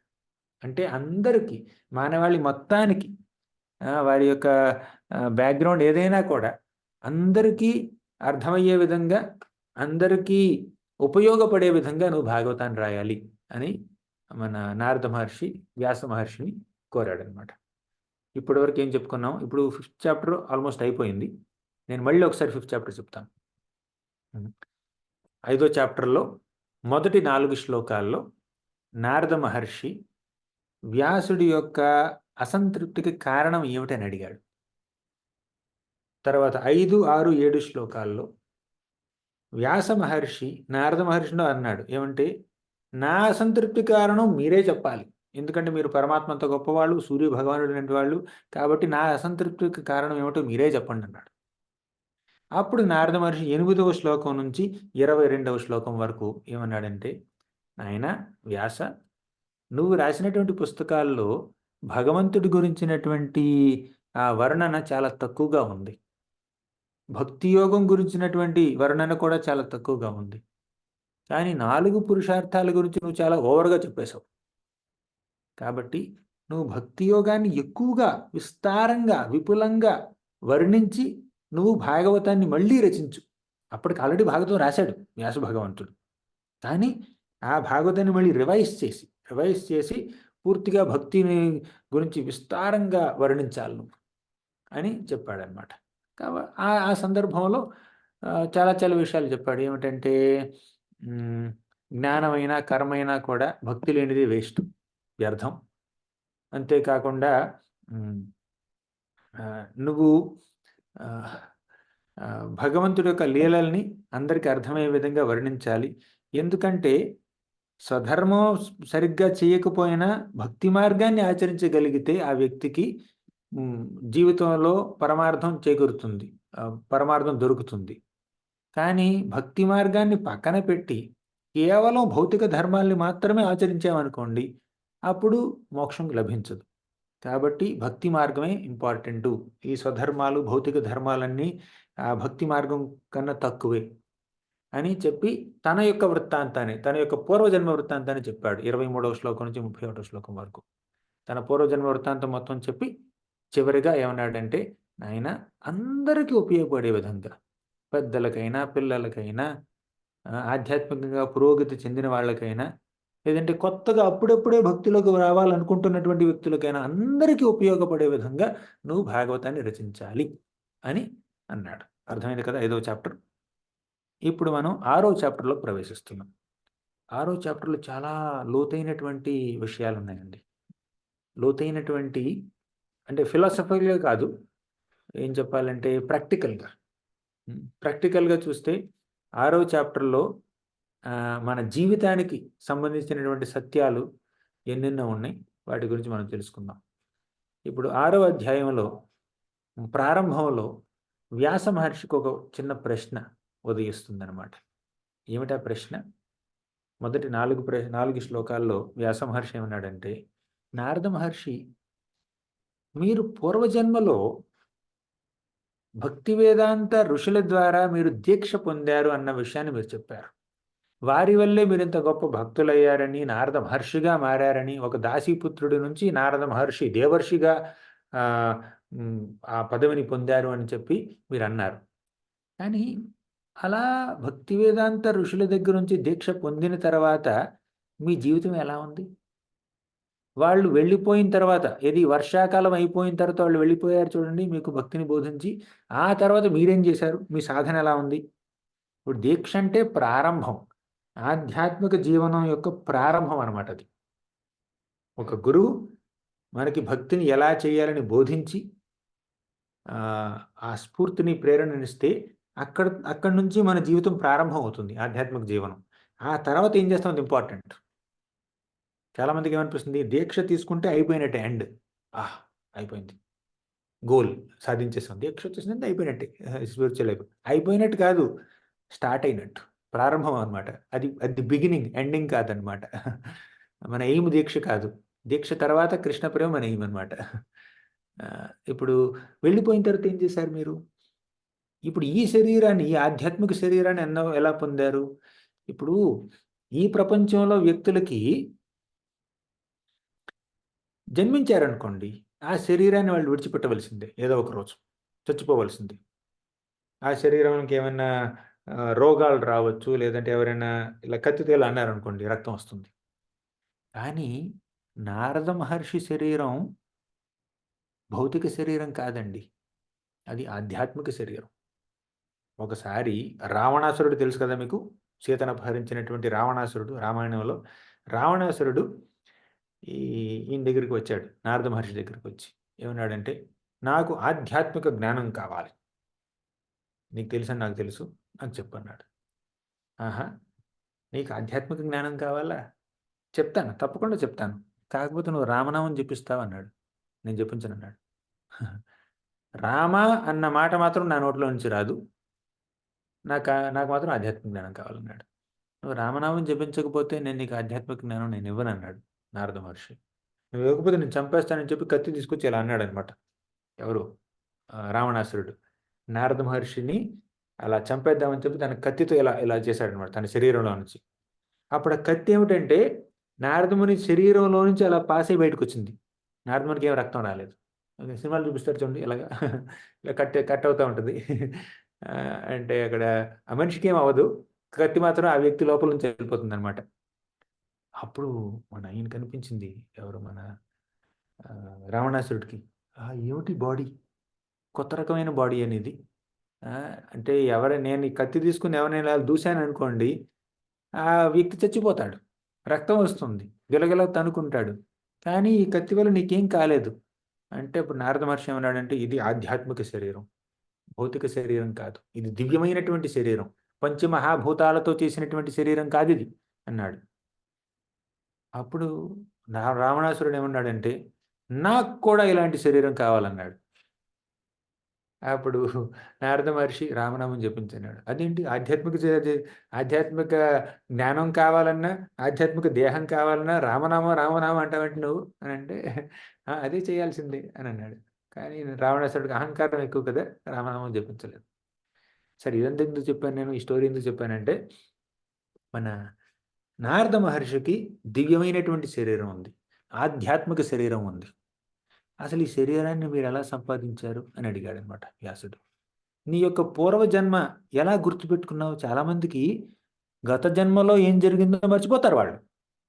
మీకెవరికైనా గుర్తుందా? మీరు పూర్వజన్మలో ఏమిటని? గుర్తులేదు కదా! కానీ నారద మహర్షికి గుర్తుంది. కేవలం పూర్వజన్మ కాదు.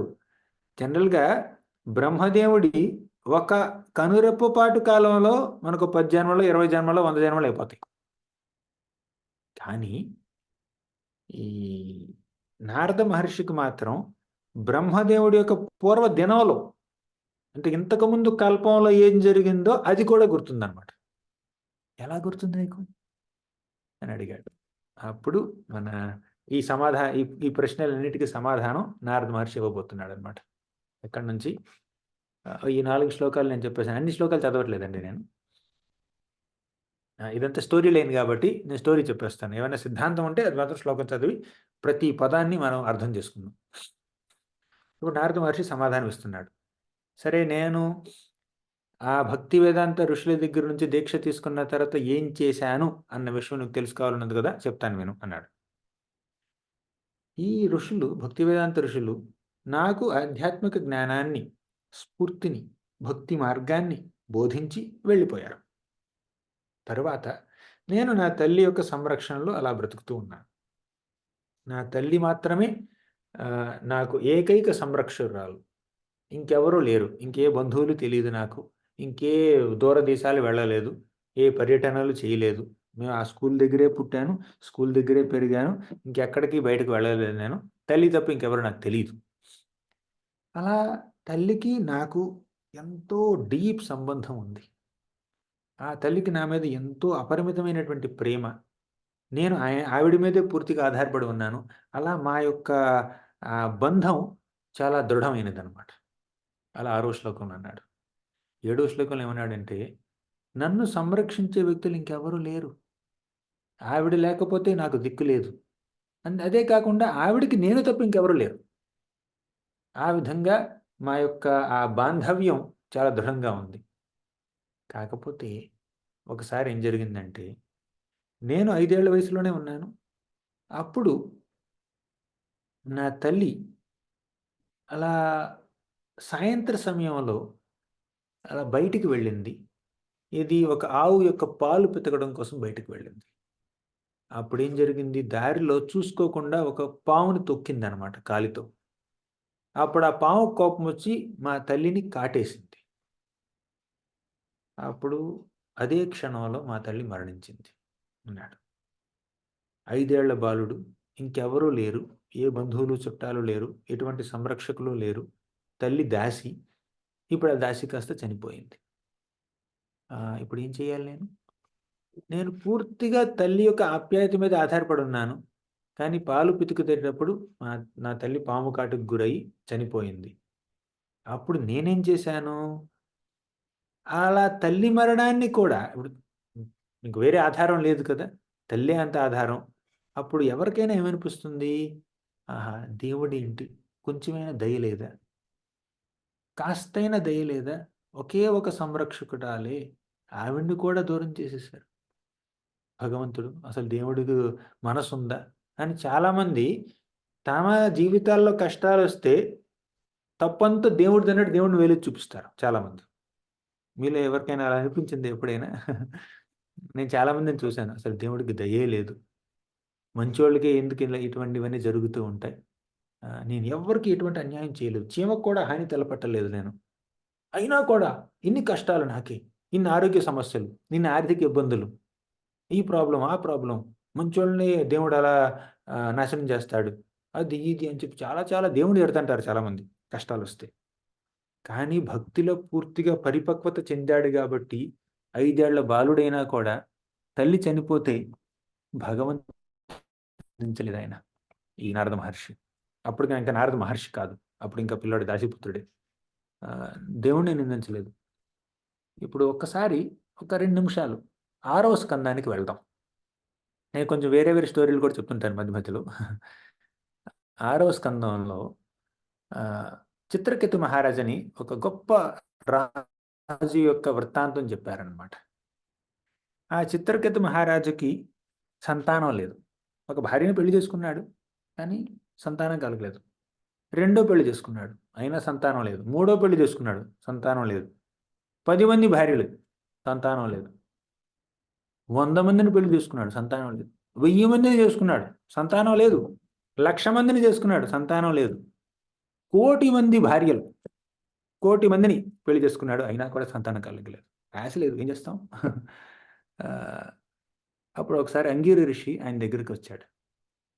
వస్తే చిత్రకేతు మహారాజు ఏమన్నాడంటే, స్వామి, మీరు గొప్ప ఋషులు, సంతానం కలిగే విధంగా ఏదైనా మీరు ఒక యజ్ఞమో, రథమో, హోమమో ఏదో చేయొచ్చు కదా అని అన్నాడు. ఇదనమాట వేదాల్లో రచించింది ఇటువంటి విషయాలు. సంతానం లేదు, సంతానం కావాలంటే ఈ పూజ చేయండి, ఈ వ్రతం చేయండి, ఈ యజ్ఞం చేయండి. ఇప్పుడు సంతానం భౌతికమే. అంటే తల్లిదండ్రులకి సంతానం ఉంటే మంచిది, ఆనందం కలుగుతుంది వాళ్ళకి. కాకపోతే సంతానం ఏమిటి అల్టిమేట్గా? అది కూడా భౌతికమే. ఆ బాంధవ్యం పెర్మనెంట్ కాదు. ఒక తల్లి కడుపులో నుంచి పుట్టినటువంటి వ్యక్తి ఆ తల్లిని తన తల్లి అని ఎంతకాలం అనగలడు? ఒక జన్మ మాత్రమే, కేవలం ఒక జన్మ వరకు మాత్రమే. అదెంత? 40 ఏళ్ళు, 50 ఏళ్ళు, ఎంత ఇదంత 100 కాదు కదా. ఇప్పుడు తల్లి సపోజ్ ఒక 30 ఏళ్ల వయసులో జన్మ ఇచ్చింది అనుకోండి, ఆ తల్లి 70 ఏళ్ళు బతికింది అనుకోండి. ఆ పుట్టినటువంటి బిడ్డ తల్లిని అమ్మని ఎంతకాలం అంటాడు? 40 ఏళ్ళు, అంతే. 30 to 40. కానీ 40 ఏళ్ల క్రితం కూడా ఉన్నాడు కదా ఈ వ్యక్తి, 40 ఏళ్ళ తర్వాత కూడా ఉంటాడు కదా ఈ వ్యక్తి. అప్పుడు ఇప్పుడు ఈ 40 ఏళ్ళకి ఈవిడ తల్లి, ఆ 40 ఏళ్ళ తర్వాత 40 ఏళ్ళ ముందు భగవంతుడే తల్లి. త్వమేవ మాతాత సుహృత్పతి పిత త్వం సద్గురుర్నః పరమం చ దైవతం యస్యానువృత్యాకృతినో బభూహిమ. భగవంతుడే అందరికీ తల్లి, తండ్రి, గురువు, దైవం, అంతా దేవుడే. ఒక్కొక్క జన్మలో ఒక్కొక్క తల్లులు, ఒక్కొక్క తండ్రులు, తర్వాత చాలామంది అలా వస్తూ ఉంటారనమాట.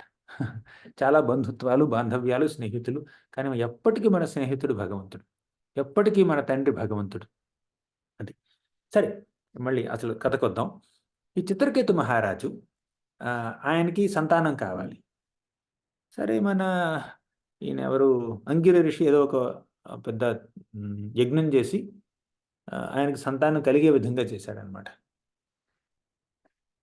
యజ్ఞ పురుషుడు యజ్ఞగుండం నుంచి బయటకు వచ్చి పాయసాన్ని ఇచ్చాడు.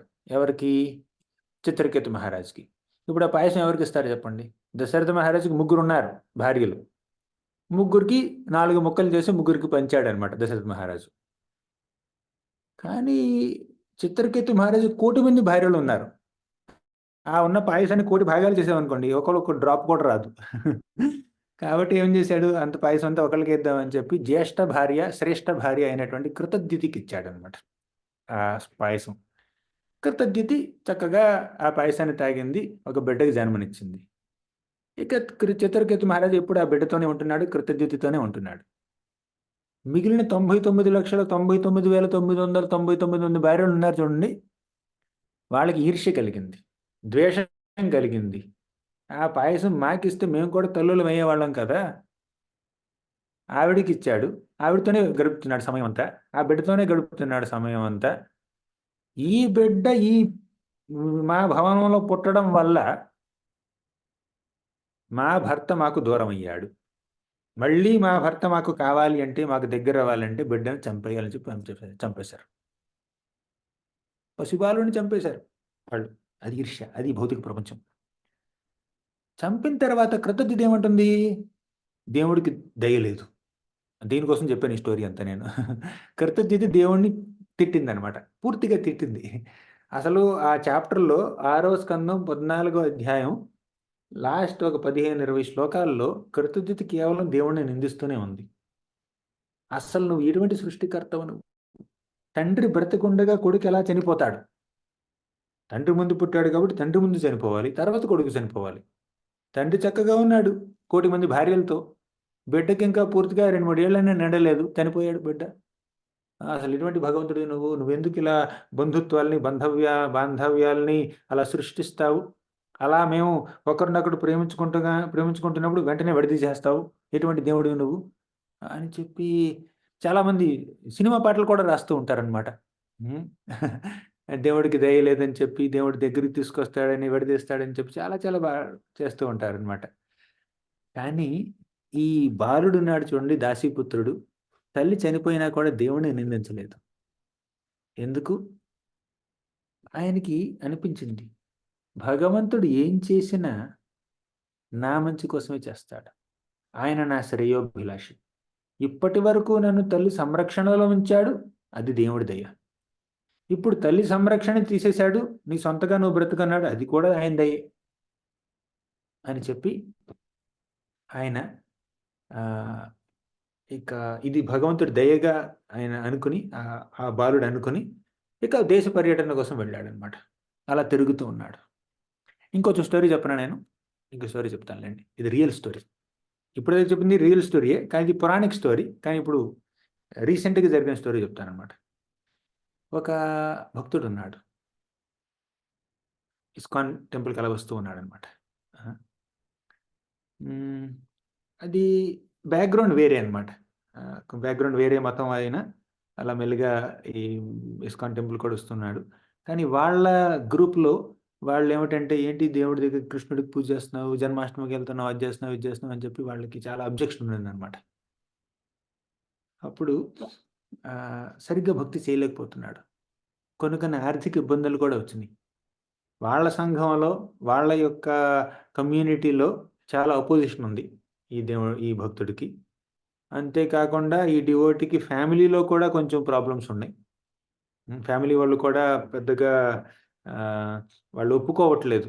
ఏమిటి, మా భార్య, 2-3 పిల్లలున్నారు. వాళ్ళెవరు ఒప్పుకోవట్లేదు. ఈ పెద్ద ఇస్కాన్ టెంపుల్‌కెళ్తున్నాడు, ఇది కృష్ణ భక్తి చేస్తున్నాడు, మనకు వేరే మార్గం ఉంది అని చెప్పి వాళ్ళు దెప్పి పొడుస్తున్నారు. ఏదో నిందిస్తున్నారు. కమ్యూనిటీ వాళ్ళు కూడా నిందిస్తున్నారు. కానీ ఈయనకి మాత్రం భగవంతుడంటే భక్తి. ఒకసారి జన్మాష్టమి ప్రోగ్రామ్ కోసం వచ్చాడనమాట రాత్రి. జన్మాష్టమి అంటే అర్ధరాత్రి అవుద్ది కదా! 12కి పుట్టాడు దేవుడు. అంటే అర్ధరాత్రి పుట్టాడు కాబట్టి అప్పటి వరకు సెలబ్రేషన్ అవుతానే ఉంటుంది. అలా జన్మాష్టమి ప్రోగ్రామ్ అటెండ్ అయ్యి ఇంటికి వెళ్తున్న సమయంలో ఆ వ్యక్తికి యాక్సిడెంట్ అయింది. ఈ డివోటీకి చనిపోయాడు. ఇదంతా ఇప్పుడు ప్రభుపాదుల కాలంలో జరిగిందనమాట. చనిపోయాడు ఆ వ్యక్తి. అప్పుడు చాలామంది ఏమనుకున్నారంటే, దేవుడికి భక్తి చేశాడే, తన కుటుంబానికి వ్యతిరేకంగా, తన కమ్యూనిటీకి వ్యతిరేకంగా కృష్ణ భక్తి చేశాడు. కృష్ణుడు ఏం చేశాడు? చంపేశాడు అని దేవుడిని నిందిస్తున్నారనమాట వాళ్ళు. ఇది గుళ్ళో ఉన్నటువంటి భక్తులకు కూడా కొంచెం బాధ కలిగింది. చాలా బాధ కలిగింది. చాలా సిన్సియర్ డివోటీ అయినా కూడా ఇలా జరిగిందని చెప్పి. వాళ్ళందరూ ప్రభుపాదుల వారికి ఒక లెటర్ రాశారు. ప్రభుపాదుల వారు 2 లెటర్లు రాశారు దానికి సమాధానంగా. ఒక లెటర్ టెంపుల్‌లో ఉన్నటువంటి భక్తుల కోసం. రెండో లెటర్ ఏమిటో తెలుసా? ఆ కుటుంబ సభ్యుల కోసం. చనిపోయిన వ్యక్తి యొక్క భార్య, బిడ్డల కోసం రాశారనమాట. ఏమని? టెంపుల్ వాళ్ళకేమి రాశారంటే, దేవుడు ఏం చేసినా, మన జీవితంలో భగవంతుడు ఎటువంటి ఒడిదుడుకుల్ని సృష్టించినా కూడా ఏం చేసినా, అది మన శ్రేయస్సును కోరే చేస్తాడు. భోక్తారం యజ్ఞ తపసాం సర్వలోకమహేశ్వరం సుహృదం సర్వభూతానాం జ్ఞాత్వా మాం శాంతి మృచ్చతి. సుహృదం సర్వభూతానాం. సుహృదం అంటే ఆయన అందరికీ శ్రేయోభిలాషి, స్నేహితుడు లాంటివాడనమాట. కాబట్టి ఆయన ఆర్థిక ఇబ్బందులు ఇచ్చినా, ఆరోగ్య సమస్యలు ఇచ్చినా, అసలు మరణమే ఇచ్చినా కూడా మన శ్రేయోభిలాషి. అంటే చనిపోయాడు ఈ వ్యక్తి, శ్రేయోభిలాషిని ఎలా అనగలం? అంటే ప్రభుపాదుల వారు ఏమన్నారంటే, ప్రస్తుతం ఈ భక్తుడు ఉన్నటువంటి పరిస్థితుల్లో భక్తి చేయడం కష్టం. ఎందుకంటే ఏదో బ్యాక్‌గ్రౌండ్ నుంచి వచ్చాడు. వాళ్ళ కమ్యూనిటీ వాళ్ళు ఒప్పుకోవట్లేదు. ఇంట్లో ఆర్థిక ఇబ్బందులున్నాయి. ఇంట్లో కుటుంబ కలహాలున్నాయి. ఇంకేవో ఆరోగ్య సమస్యలున్నాయి. వీటన్నింటి మధ్యలో ఈ వ్యక్తికి కృష్ణ భక్తి చేయడం కష్టమవుతుంది. కాబట్టి భగవంతుడు ఏం చేశాడు? ఇక్కడి నుంచి తీసి, ఈ శరీరం నుంచి తీసి ఆత్మని ఇంకొక శరీరంలో త్వరలో పెడుతున్నాడు. అప్పుడు ఆ శరీరంలో, ఆ కొత్త సిస్టమ్‌లో ఇంకా ఏమైనా వేరే కుటుంబంలో జన్మించి అక్కడ భక్తిని కొనసాగించవచ్చు. ఇప్పుడు ఎవరైనా భక్తి చేయలేకపోతే, భక్తి పరిపక్వం కాకుండా చనిపోయారనుకోండి, వచ్చే జన్మలో మళ్ళీ భక్తుల యొక్క ఇళ్లలో పుట్టి వాళ్ళు భక్తిని కొనసాగిస్తారు. అవునా? ఆ అరేంజ్‌మెంట్ భగవంతుడు చేశాడు. కాబట్టి దేవుడున్నాడు. దేవుడు అపరెంట్‌గా బయటికి అంటే మన మన దృష్టికి ఒక వ్యక్తి జీవితంలో అన్యాయం జరిగిందని అనిపించినా కూడా, మనకి కంటికి కనపడకుండా భగవంతుడు న్యాయమే చేస్తున్నాడు. ఈ జీవితం నుంచి, ఈ పరిస్థితుల్లో నుంచి తీసి వేరే పరిస్థితుల్లో పెట్టాడు. అక్కడ నువ్వు చక్కగా జపం చేసుకో. నీకు భక్తి చేసుకోవడానికి సరైనటువంటి సాంగత్యం, పరిస్థితులు అక్కడ కల్పించాడనమాట భగవంతుడు. అది ఒక లెటర్. ఇది టెంపుల్ డివోటీస్‌కి. ఫిలాసఫీ చెప్పారనమాట ప్రభుపాద. ఆ కుటుంబ సభ్యులకి మళ్ళీ ఇంకొక లెటర్ రాశారు ప్రభుపాద. చనిపోయిన వ్యక్తి యొక్క భార్యకి. ఆ లెటర్ ఎలా ఉందంటే, ఒక తండ్రి కూతురికి ఉత్తరం రాస్తే ఎలా ఉంటుందో అలా ఉందనమాట. ఏమని? తండ్రి ఎలా అయితే కూతురిని సంరక్షిస్తాడో, బిడ్డని సంరక్షిస్తాడో, ఆ విధంగా ప్రభుపాదుల వారు ఏమన్నారంటే, "అమ్మ, మీ మీ హస్బెండ్ చనిపోయారు దురదృష్టవశాత్తు. కానీ మీకు ఎటువంటి ప్రాబ్లమ్ లేదు. మీరు కావాలంటే మా టెంపుల్‌లో వచ్చి ఉండొచ్చు. మా టెంపుల్‌లో ఉన్నటువంటి భక్తులు మీకు సపోర్ట్ చేస్తారు. తర్వాత మీ బిడ్డలు ఏమన్నా వాళ్ళు చదువులు చేసుకోవాలని ఏదన్నా కూడా మా టెంపుల్‌లో భక్తులు మీకు సపోర్ట్ చేస్తారు" అని చెప్పి ఆవిడని మెల్లిమెల్లిగా కృష్ణుడి దగ్గరికి తీసుకొచ్చారనమాట. ఇప్పుడేం జరిగింది? ఆయన పేరు రామరంజన్ ప్రభు. చనిపోయిన ఆయన వ్యక్తి పేరు. ఇప్పుడు ఆయనకి భక్తి చేసుకోవడానికి వేరే అనుకూలమైనటువంటి వాతావరణం క్రియేట్ చేశాడు భగవంతుడు. ఆయన భార్యాబిడ్డలని భక్తుల్ని చేశాడు. అవునా? తర్వాత కమ్యూనిటీలో ఉన్నటువంటి గొడవలను తీసేసి ఇప్పుడు కమ్యూనిటీకి కూడా మంచి ఇంప్రెషన్ వచ్చిందనమాట. ఏమని? ఓహ్! వీళ్ళు ఈ టెంపుల్ వాళ్ళు చక్కగా ఆశ్రయం ఇచ్చారు వీళ్ళకని చెప్పి. ఒక మంచి ఇంప్రెషన్ వచ్చింది వాళ్ళకి. ప్లస్ ఆ భార్యాబిడ్డలో భర్త బ్రతికున్నంత సమయం వీళ్ళు భర్తను దెప్పిపొడుస్తున్నారు. వాళ్ళేం చేయట్లా. వాళ్ళేం భక్తి చేయట్లేదు. ఈయన్ని కూడా చేయనివ్వట్లేదు. కానీ ఇప్పుడు వాళ్ళు కూడా భక్తి చేయడం మొదలుపెట్టారు. ఆ భర్తేమో భక్తి చేసుకుంటాడు ఇంక వేరే దగ్గర. అలా చూస్తే భౌతికంగా ఏదో అన్యాయం జరిగినట్టు అనిపించొచ్చు. కానీ ఆధ్యాత్మికంగా చూస్తే భగవంతుడి ప్లాన్స్ వేరే ఉంటాయన్నమాట. కాబట్టి ఎప్పుడు ఆయన ప్లాన్స్‌ని మనం స్వీకరించాలి. హ్మ్. ఫెయిత్ ఉండాలి, ట్రస్ట్ ఉండాలి, నమ్మకం ఉండాలి, విశ్వాసం ఉండాలి. ఇప్పుడు మన ఈ బాబు ఉన్నాడు కదా! ఈ 5 ఏళ్ల బాలుడు, దాసీపుత్రుడు. అతని పరిస్థితికొస్తే ఇప్పుడు ఈ తల్లిని చూడండి. పాము కాటుతో చనిపోయింది. ఎక్కడికెళ్ళి ఉంటుంది చనిపోయిన తర్వాత? ఆలోచించండి. 2 మార్గాలు. 2 ఆప్షన్స్. భగవద్ధామం చేరుకొనుండాలి. లేదంటే ఇంకో జన్మెత్తి భక్తుల సాంగత్యంలో భక్తిని కొనసాగించే అవకాశం దక్కించుకొనుండాలి. ఇప్పుడు బాలుడుగా 5 ఏళ్ల బాలుడుగా ఈ పిల్లవాడే భక్తి వేదాంత ఋషులకు సేవ చేస్తే, ఆ సేవ వల్ల ఆయన భక్తి కలిగితే, తల్లిగా ఇంకెంత సేవ చేసింది ఆవిడ? ఇంకెక్కువ సేవ చేసుంటది కదా! 5 ఏళ్ల బాలుడు ఎంత సేవ చేస్తాడో, తల్లి ఎంత సేవ చేస్తుంది. తల్లి ఇంకెక్కువ సేవ చేస్తుంది కదా! కాబట్టి ఇంకా ఎక్కువ భక్తి వచ్చుంటది కదా! ఎక్కువో, తక్కువో భక్తొచ్చింది కదా! భక్తులకు సేవ చేసింది కాబట్టి. కాబట్టి చనిపోయిన తర్వాత కూడా వచ్చే జన్మలో ఆవిడ భక్తి కొనసాగిస్తుంది. లేదు భక్తి పరిపక్వం అయిపోయిందంటే భగవద్ధామానికి వెళ్ళిపోతుంది. అదే ఈ 2 ఆప్షన్‌లే. నరకానికి వెళ్ళదు పొరపాటున కూడా. ఎందుకంటే అంత గొప్ప భక్తుడికి జన్మనిచ్చింది గాబట్టి, అంత మహాభక్తులకు సేవ చేసింది గాబట్టి, ఖచ్చితంగా మంచి జన్మే వస్తుంది. కంటిన్యూ చేస్తుంది. ఇప్పుడేం చేశాడు భగవంతుడు, ఈ తల్లిని, ఈ బిడ్డని విడదీశాడు. విడదీసి ఏం చేశాడు, మీరు కలిసుంటే ఎప్పుడూ ఏది ఇంట్లో పని జేయాలి, ఇక డబ్బు సంపాదించుకోవాలి, ఎలాగో సంరక్షించుకోవాలి, పోషించుకోవాలి అలాంటి ఆలోచనలతోనే ఉంటారు గాబట్టి, మిమ్మల్ని విడదీసి మీ మార్గాలు వేరు చేసి, మిమ్మల్ని నా దగ్గరికి తీసుకురావడానికి నేను ప్రయత్నిస్తున్నాను అని భగవంతుడు ఏర్పాటు చేశాడనమాట. తల్లికి సరైనటువంటి సద్గతి ప్రాప్తించింది. బిడ్డ ఏం చేస్తున్నాడు? అలా అలా తిరుగుతూ ఉన్నాడు. దేశ పర్యటన చేశాడు. పర్యటన చేసి అంటే అడవుల్లోనూ, నగరాల్లోనూ, తర్వాత గ్రామాల్లోనూ అలా ప్రయాణం చేస్తూనే ఉన్నాడనమాట. ఒక సన్యాసిలాగా. 5 ఏళ్ల బాలుడైనా కూడా సన్యాసిలా ప్రయాణిస్తున్నాడు. ఆ! అలా ప్రయాణిస్తూ ఒకసారి కాస్త అలసిపోయాడు. ఒక చిన్న చెరువు కనపడింది. ఆ చెరువులో చక్కగా కాస్త దాహం తీర్చుకున్నాడు, నీళ్లు తాగాడు, స్నానం చేశాడు. చేసి ఆ ఆ కొలను ఒడ్డులో ఉన్నటువంటి ఒక చెట్టు కింద కూర్చుని చక్కగా భగవంతుడి మీద ధ్యానం చేశాడనమాట. ధ్యానం ఎలా చేశాడు? ఈ భక్తి వేదాంత ఋషులు ఆయనకి ధ్యానం ఎలా చేయాలో చెప్పి చూపించారనమాట. చేసి చూపించారు. వారు చెప్పినటువంటి విధంగానే ఈయన ధ్యానం చేయడం ప్రారంభించాడనమాట.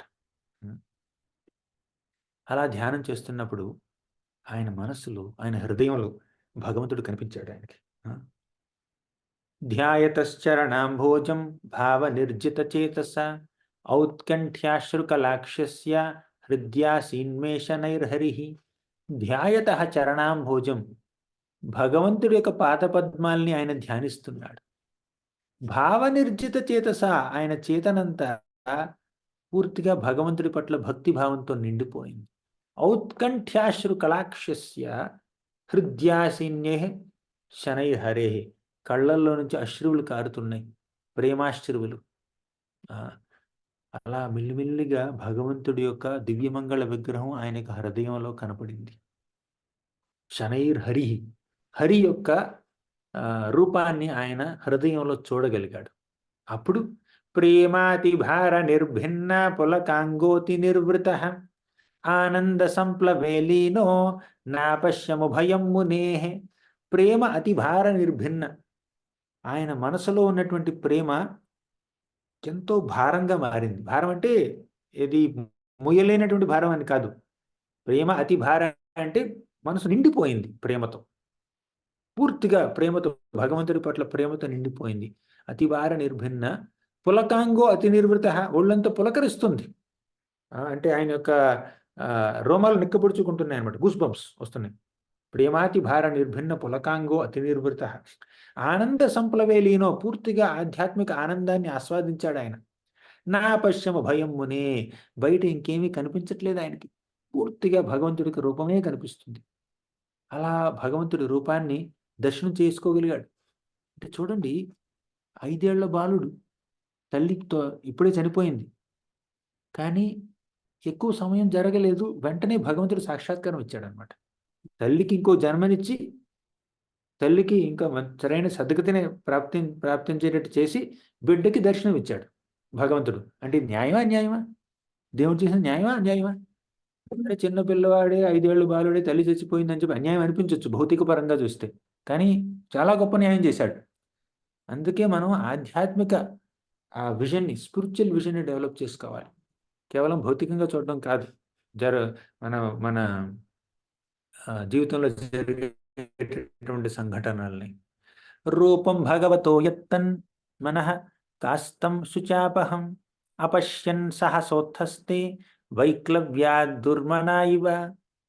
నేను ఒక 5 నిమిషాలు ఎక్స్ట్రా తీసుకుంటానండి, ఈ స్టోరీ కంప్లీట్ చేయాలి.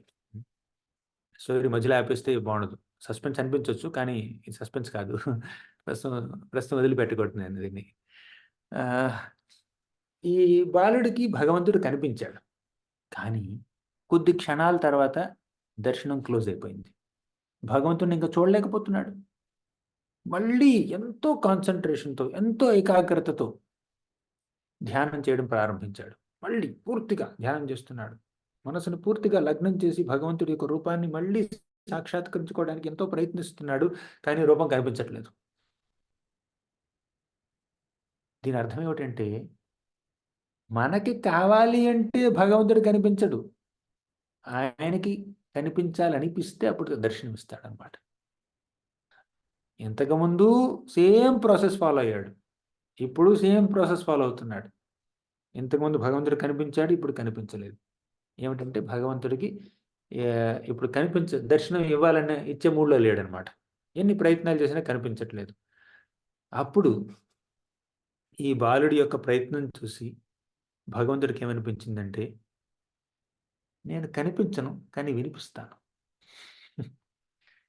అంటే మాట్లాడడం మొదలుపెట్టాడు. ఏమన్నాడంటే, అప్పటికి నారదుడు కాదు ఇంకా, బాలుడితో ఏమన్నాడంటే, నీ యొక్క భక్తి ఇంకా పరిపూర్ణం కాలేదు. నీలో ఇంకా కొన్ని కొన్ని దోషాలు ఉన్నాయి. ఆ దోషాలు పూర్తిగా నయమయ్యేంత వరకు నేను నీకు కనిపించను. కానీ ఇప్పుడెందుకు కనిపించాను? కాసేపు కొద్ది కాలం కనిపించాను చూడండి. ఎందుకు కనిపించానంటే, నన్నొకసారి నువ్వు చూస్తే, నన్ను మళ్ళీ మళ్ళీ చూడాలని తహతహలాడుతూ ఉంటావు. నీలో ఆ యొక్క ఉత్సాహాన్ని, ఉల్లాసాన్ని, పట్టుదలని, నన్ను చూడాలి అన్నటువంటి కోరికని బలీయం చేయడం కోసం నేను నీకు కనిపించాను. సినిమా ట్రైలర్ చూస్తే, ట్రైలర్ నచ్చితే పూర్తి సినిమా చూడాలనిపిస్తుంది కదా జనాలకి. అందుకే ట్రైలర్ చూపిస్తారు. 1 నిమిషమో, 2 నిమిషాలు కాదు. అదేవిధంగా భగవంతుడు కూడా జస్ట్ కొద్ది నిమిషాల పాటు దర్శనమిచ్చాడు. వెంటనే దర్శనం క్లోజ్ చేసేసాడు. ఎందుకు? ఆ దర్శనం మళ్ళీ మళ్ళీ కావాలి అని కోరికతో, ఇక ఎప్పుడు ఆ దర్శనం ఎప్పుడు లభిస్తుంది? ఎప్పుడు లభిస్తుంది? లభించడానికి నేనేం చెయ్యాలి? శ్రవణం చేయాలి, కీర్తనం చేయాలి, ఎప్పుడు భగవంతుడి యొక్క నామాలను జపించాలి అన్నటువంటి ఒక ఒక అబ్జార్ప్షన్ పెరుగుతుంది కదా భక్తిలో. దానికోసం నీలో అటువంటి అబ్జార్ప్షన్ పెంపొందించడం కోసం, నీలో ఆ ఉత్సుకత, ఉత్కంఠని, ఆ బలీయమైనటువంటి కోరికని పెంచడం కోసం నేను ఒక్క దర్శనం ఇచ్చాను నీకంతే. కానీ ఇప్పట్లో నేను దర్శనం ఇవ్వట్లేదు. ఈ జన్మలో ఇక నీకు దర్శనం ఇవ్వను అన్నాడు. నీ శేష జీవితం మొత్తాన్ని నువ్వు నా నామాల్ని జపించడానికి ఉపయోగించు. నన్ను కీర్తించడానికి ఉపయోగించు. నా సేవ చేయడానికి ఉపయోగించు. అప్పుడు నేను నీకు త్వరలోనే దర్శనమిస్తాను అని అన్నాడనమాట. అలా ఈ బాలుడికి భగవంతుడు కాస్త దర్శనం ఇచ్చాడు. ఇక్కడ మనం గమనించవలసింది ఏమిటంటే, భగవంతుడు ఈ బాలుడితో నీలో దోషాలున్నాయి అందుకే నీకు దర్శనం ఇవ్వలేదన్నాడు. నిజంగా దోషాలు కాదండి ఇవి. కేవలం ఆ బాలుడిని కాస్త అలా కొంచెం హ్యూమిలిటీ తెప్పించడం కోసం అలా అన్నాడే తప్పితే నిజంగా దోషం కాదు. ఆల్రెడీ ఈ బాలుడు శ్రద్ధ, భజన క్రియ ఇవన్నీ పాస్ చేసి ప్రేమ స్టేజ్‌కొచ్చాడు. కానీ ఆ ప్రేమ ఏమిటంటే బాల్య దశలో ఉంది. భగవంతుడి పట్ల ప్రేమ ఉంది ఆయనకి. కానీ ఆ ప్రేమ బాల్య దశలో ఉంది. ఆ బాల్య దశలో ఉన్నటువంటి ప్రేమ యవ్వన దశలోకి రావాలి. ఇప్పుడు బాల్యంలో ఉన్నటువంటి బాలుడికి కూడా కాళ్ళు, చేతులు, కళ్ళు, నోరు అన్నీ ఉంటాయి. యవ్వనంలో ఉన్నటువంటి వ్యక్తికి కూడా కాళ్ళు, చేతులు, కళ్ళు, నోరు అన్నీ ఉంటాయి. కానీ బాలుడు ఆ కాళ్ళతో, చేతులతో పెద్దగా జ్ఞానం సంపాదించలేడు. చాలా చిన్న పిల్లవాడు కదా! పరిపక్వత కావాలి. యవ్వనంలో ఉన్నవాళ్ళేంటంటే ఆ కాళ్ళతో చక్కగా నడవగలరు, కళ్ళతో చూడగలరు, చూసి అర్థం చేసుకోగలరు, చెవులతో విని అర్థం చేసుకోగలరు. కానీ బాలుల్లో అంత అంత పరిపక్వత లేదు. అంత జ్ఞానం లేదు. కాబట్టి ఈ ఈ ప్రస్తుతం ఉన్నటువంటి ఈ దాసీపుత్రుడికి కూడా భగవంతుడి పట్ల ప్రేమ ఉంది. కానీ ఆ ప్రేమ బాల్య దశలో ఉంది. ఆ ప్రేమ ఇంకా గాఢంగా మారాలి. యవ్వన దశలోకి రావాలి. అందుకే భగవంతుడు కాస్త దర్శనం టేస్ట్ ఇచ్చి విత్‌డ్రా చేసుకున్నాడు. ఉపసంహరించాడు దర్శనాన్ని. తర్వాత మళ్ళీ ఇస్తాడు దర్శనం. అలా ఈ బాలుడేం చేశాడంటే, తన శేష జీవితాన్ని పూర్తిగా భగవంతుడి యొక్క నామాల్ని జపించడం కోసం వాడాడనమాట. నామాన్యనంతస్య హతత్రపః పఠన్ గుహ్యాని భద్రాణి కృతాని చ స్మరన్ గాంపర్యటం తుష్టమనః గతస్పృహ కాలం ప్రతీక్షన్ విమదో విమత్సరః. నామాని అనంతస్య హతత్రపః పఠన్. అనంతుడైనటువంటి ఆ భగవంతుడి యొక్క నామాల్ని ప్రతి క్షణం స్మరిస్తూనే ఉన్నాడు ఈ బాలుడు. గుహ్యాని భద్రాణి కృతాని చ స్మరన్. గుహ్యాని అంటే ఎంతో రహస్యమైనటువంటివి. భద్రాణి అంటే ఎంతో మంగళప్రదమైనటువంటివి. కృతాని అంటే ఆయన యొక్క లీలలు. మంగళప్రదమైనటువంటి, రహస్యమైనటువంటి ఆయన యొక్క లీలల్ని స్మరిస్తున్నాడనమాట. అలా స్మరిస్తూ, నామాల్ని జపిస్తూ, గాం పర్యటన్ తుష్టమనాః గతస్పృహ. గాం పర్యటన అంటే కొన్ని కొన్ని గ్రామాల్లోనూ, పట్టణాల్లోనూ అలా పర్యటిస్తూ ఉన్నాడు. గతస్పృహ ఎటువంటి అన్యస్పృహ లేకుండా, ఎటువంటి డిస్ట్రాక్షన్స్, డీవియేషన్స్ లేకుండా మనసులో. కాలం ప్రతీక్షన్ తన యొక్క మరణ సమయం గురించి అలా ఎదురు చూశాడు. విమదో ఎటువంటి మదం లేకుండా, విమత్సరః ఎటువంటి ఈర్ష్య, ద్వేషాలు, అసూయలు లేకుండా, ఎటువంటి అవలక్షణాలు లేకుండా కేవలం భగవంతుణ్ణి స్మరిస్తున్నాడు. ఆయన నామాల్ని పఠిస్తూ ఉన్నాడు. ఆ విధంగా కృష్ణ భావనలో పూర్తిగా నిమగ్నమై ఏవం కృష్ణమతేః బ్రహ్మన్ నాసక్తస్య అమలాత్మనః. పూర్తిగా అమలాత్ముడయ్యాడు. అంటే ఆయన యొక్క మనసులో ఎటువంటి మలినాలు లేవు. కామ క్రోధ లోభ మోహ మదమాత్సర్యాలు లేకుండా ఈ బాలుడు తన దేహాన్ని త్యజించాడు. త్యజించి నారదుడిగా మారాడు. ఆధ్యాత్మిక శరీరాన్ని సంపాదించాడు. అలా కల్పాంతంలో బ్రహ్మదేవుడు మళ్ళీ సృష్టి ప్రారంభించినప్పుడు బ్రహ్మదేవుడి ద్వారా మరుజన్మలో నారదమునిగా పుట్టాడనమాట. ఈ నారదముని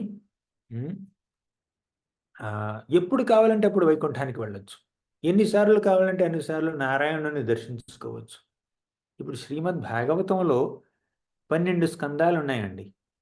ప్రతి స్కందంలోనూ నారద మహర్షి యొక్క వృత్తాంతం ఉంటుంది. ఏదో ఒక లీలలో నారద మహర్షి ఉంటాడనమాట. అది నారదుడి యొక్క గొప్పతనం. అది ప్రగాయత స్వవీర్యాణి తీర్థపాద ప్రియశ్రవా ఆహుత ఇవ మే శీఘ్రం దర్శనం యాతి చేతసి. ఎప్పుడైతే ఆయన యొక్క వీణని, ఆ వీణ ఎవరిచ్చారు? ఆయనకి దేవుడిచ్చాడు. దేవదత్తం ఇమం వీణాం, భగవంతుడే నాకు వీణను ప్రసాదించాడు. స్వర బ్రహ్మ విభూషితం, ఆధ్యాత్మికమైనటువంటి రాగాల్ని పలికిస్తుందన్నమాట ఆ వీణ. మూర్ఛయిత్వా హరికథాం గాయమానశ్చరామ్యహం. ఆ హరికథని ఎప్పుడు గానం చేస్తూ ఆయన సంచరిస్తూ ఉంటాడు విశ్వంలో. ఎక్కడికి కావాలంటే అక్కడికి అలా తిరుగుతూ ఉంటాడు. ప్రగాయత స్వవీర్యాన్ని, భగవంతుడి యొక్క వీర్యాన్ని, ఆయన యొక్క గొప్పతనాన్ని ఎప్పుడూ కీర్తిస్తూ ఆయన యొక్క తీర్థపద అంటే భగవంతుడి యొక్క పాదాలే గొప్ప పుణ్యక్షేత్రాలతో సమానం అన్నమాట. ఈ విధంగా ఆయన పర్యటిస్తూ భగవంతుడికి దగ్గరయ్యాడు. ఆఖరిగా తన యొక్క వృత్తాంతం మొత్తం చెప్పి నారద మహర్షి వ్యాసుడితో ఏమన్నాడంటే, ఏతద్ధియాతుర చిత్తానాం మాత్రా స్పర్శేచ్ఛయా ముహు భవసింధుప్లవో ద్రష్టో హరిచర్యానువర్ణనం. ఏతద్ధి ఆతుర చిత్తానాం, ఈ ప్రపంచంలో ఉన్నటువంటి వ్యక్తులకి వారి యొక్క చిత్తం పూర్తిగా ఆతురతతో నిండిపోయింది. ఎందుకు? మాత్రా స్పర్శిచ్చయాముహు, వారి యొక్క ఇంద్రియాలని ఇంద్రియ విషయాలకు దగ్గరగా తీసుకురావడానికి ప్రయత్నిస్తున్నారు వాళ్ళు. అంటే ఎప్పుడు ఇంద్రియ తృప్తి కోసమే పాటుపడుతూ ఉన్నారు. అందుకే వాళ్ళకి ఎన్నెన్నో కష్టాలు, ఎన్నెన్నో ఆదుర్దాలు. అందుకే వాళ్ళు భవసింధు, భవసాగరంలో కొట్టుకుపోతున్నారు.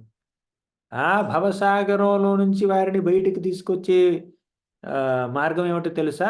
ప్లవ అంటే గొప్ప షిప్, పడవ. భవసాగరంలో మునిగిపోతున్నటువంటి వ్యక్తిని బయటికి లాగేటటువంటి ఆ పడవ ఏమిటో తెలుసా? హరిచర్యాను వర్ణనం. హరిచర్యల్ని వర్ణించాలి. అంటే హరి కథ, భగవంతుడి యొక్క కథ, కృష్ణ కథ ద్వారా మనం భవసాగరం నుంచి బయటపడతాం. అలా ముకుందుని ప్రత్యక్షంగా ఆయనకి సేవ చేయడం ద్వారా మనకి సరైనటువంటి సంతృప్తి కలుగుతుంది. ఈ విధంగా మన నారద మహర్షి తన యొక్క గత జన్మ వృత్తాంతాన్ని వ్యాస మహర్షికి చక్కగా బోధించి భక్తి యొక్క గొప్పతనం గురించి ఎంతో విస్తారంగా చెప్పి, నువ్వు భాగవతాన్ని రచించు. ఆ భాగవతంలో భగవంతుడి యొక్క కథల్ని, భక్తి యొక్క గొప్పతనాన్ని, భక్తుల యొక్క కథల్ని చాలా చక్కగా వర్ణించి సాధారణ వ్యక్తులందరినీ భక్తి మార్గంలోకి తీసుకురా. అది నేను నీకు ఇచ్చే ఆఖరి సలహా అని చెప్పి నారద మహర్షి తన వ్యాసుడికి తను ఇవ్వవలసినటువంటి ఆ ఉపదేశాన్ని ముగించాడనమాట. ఇక్కడితో మనం 6వ అధ్యాయాన్ని కూడా ముగిస్తున్నాం. అర్థమైంది కదా? హరే కృష్ణ. గ్రంథరాజ్ శ్రీమద్ భాగవతం కి జయ, శ్రీల ప్రభుపాద్ కి జయ.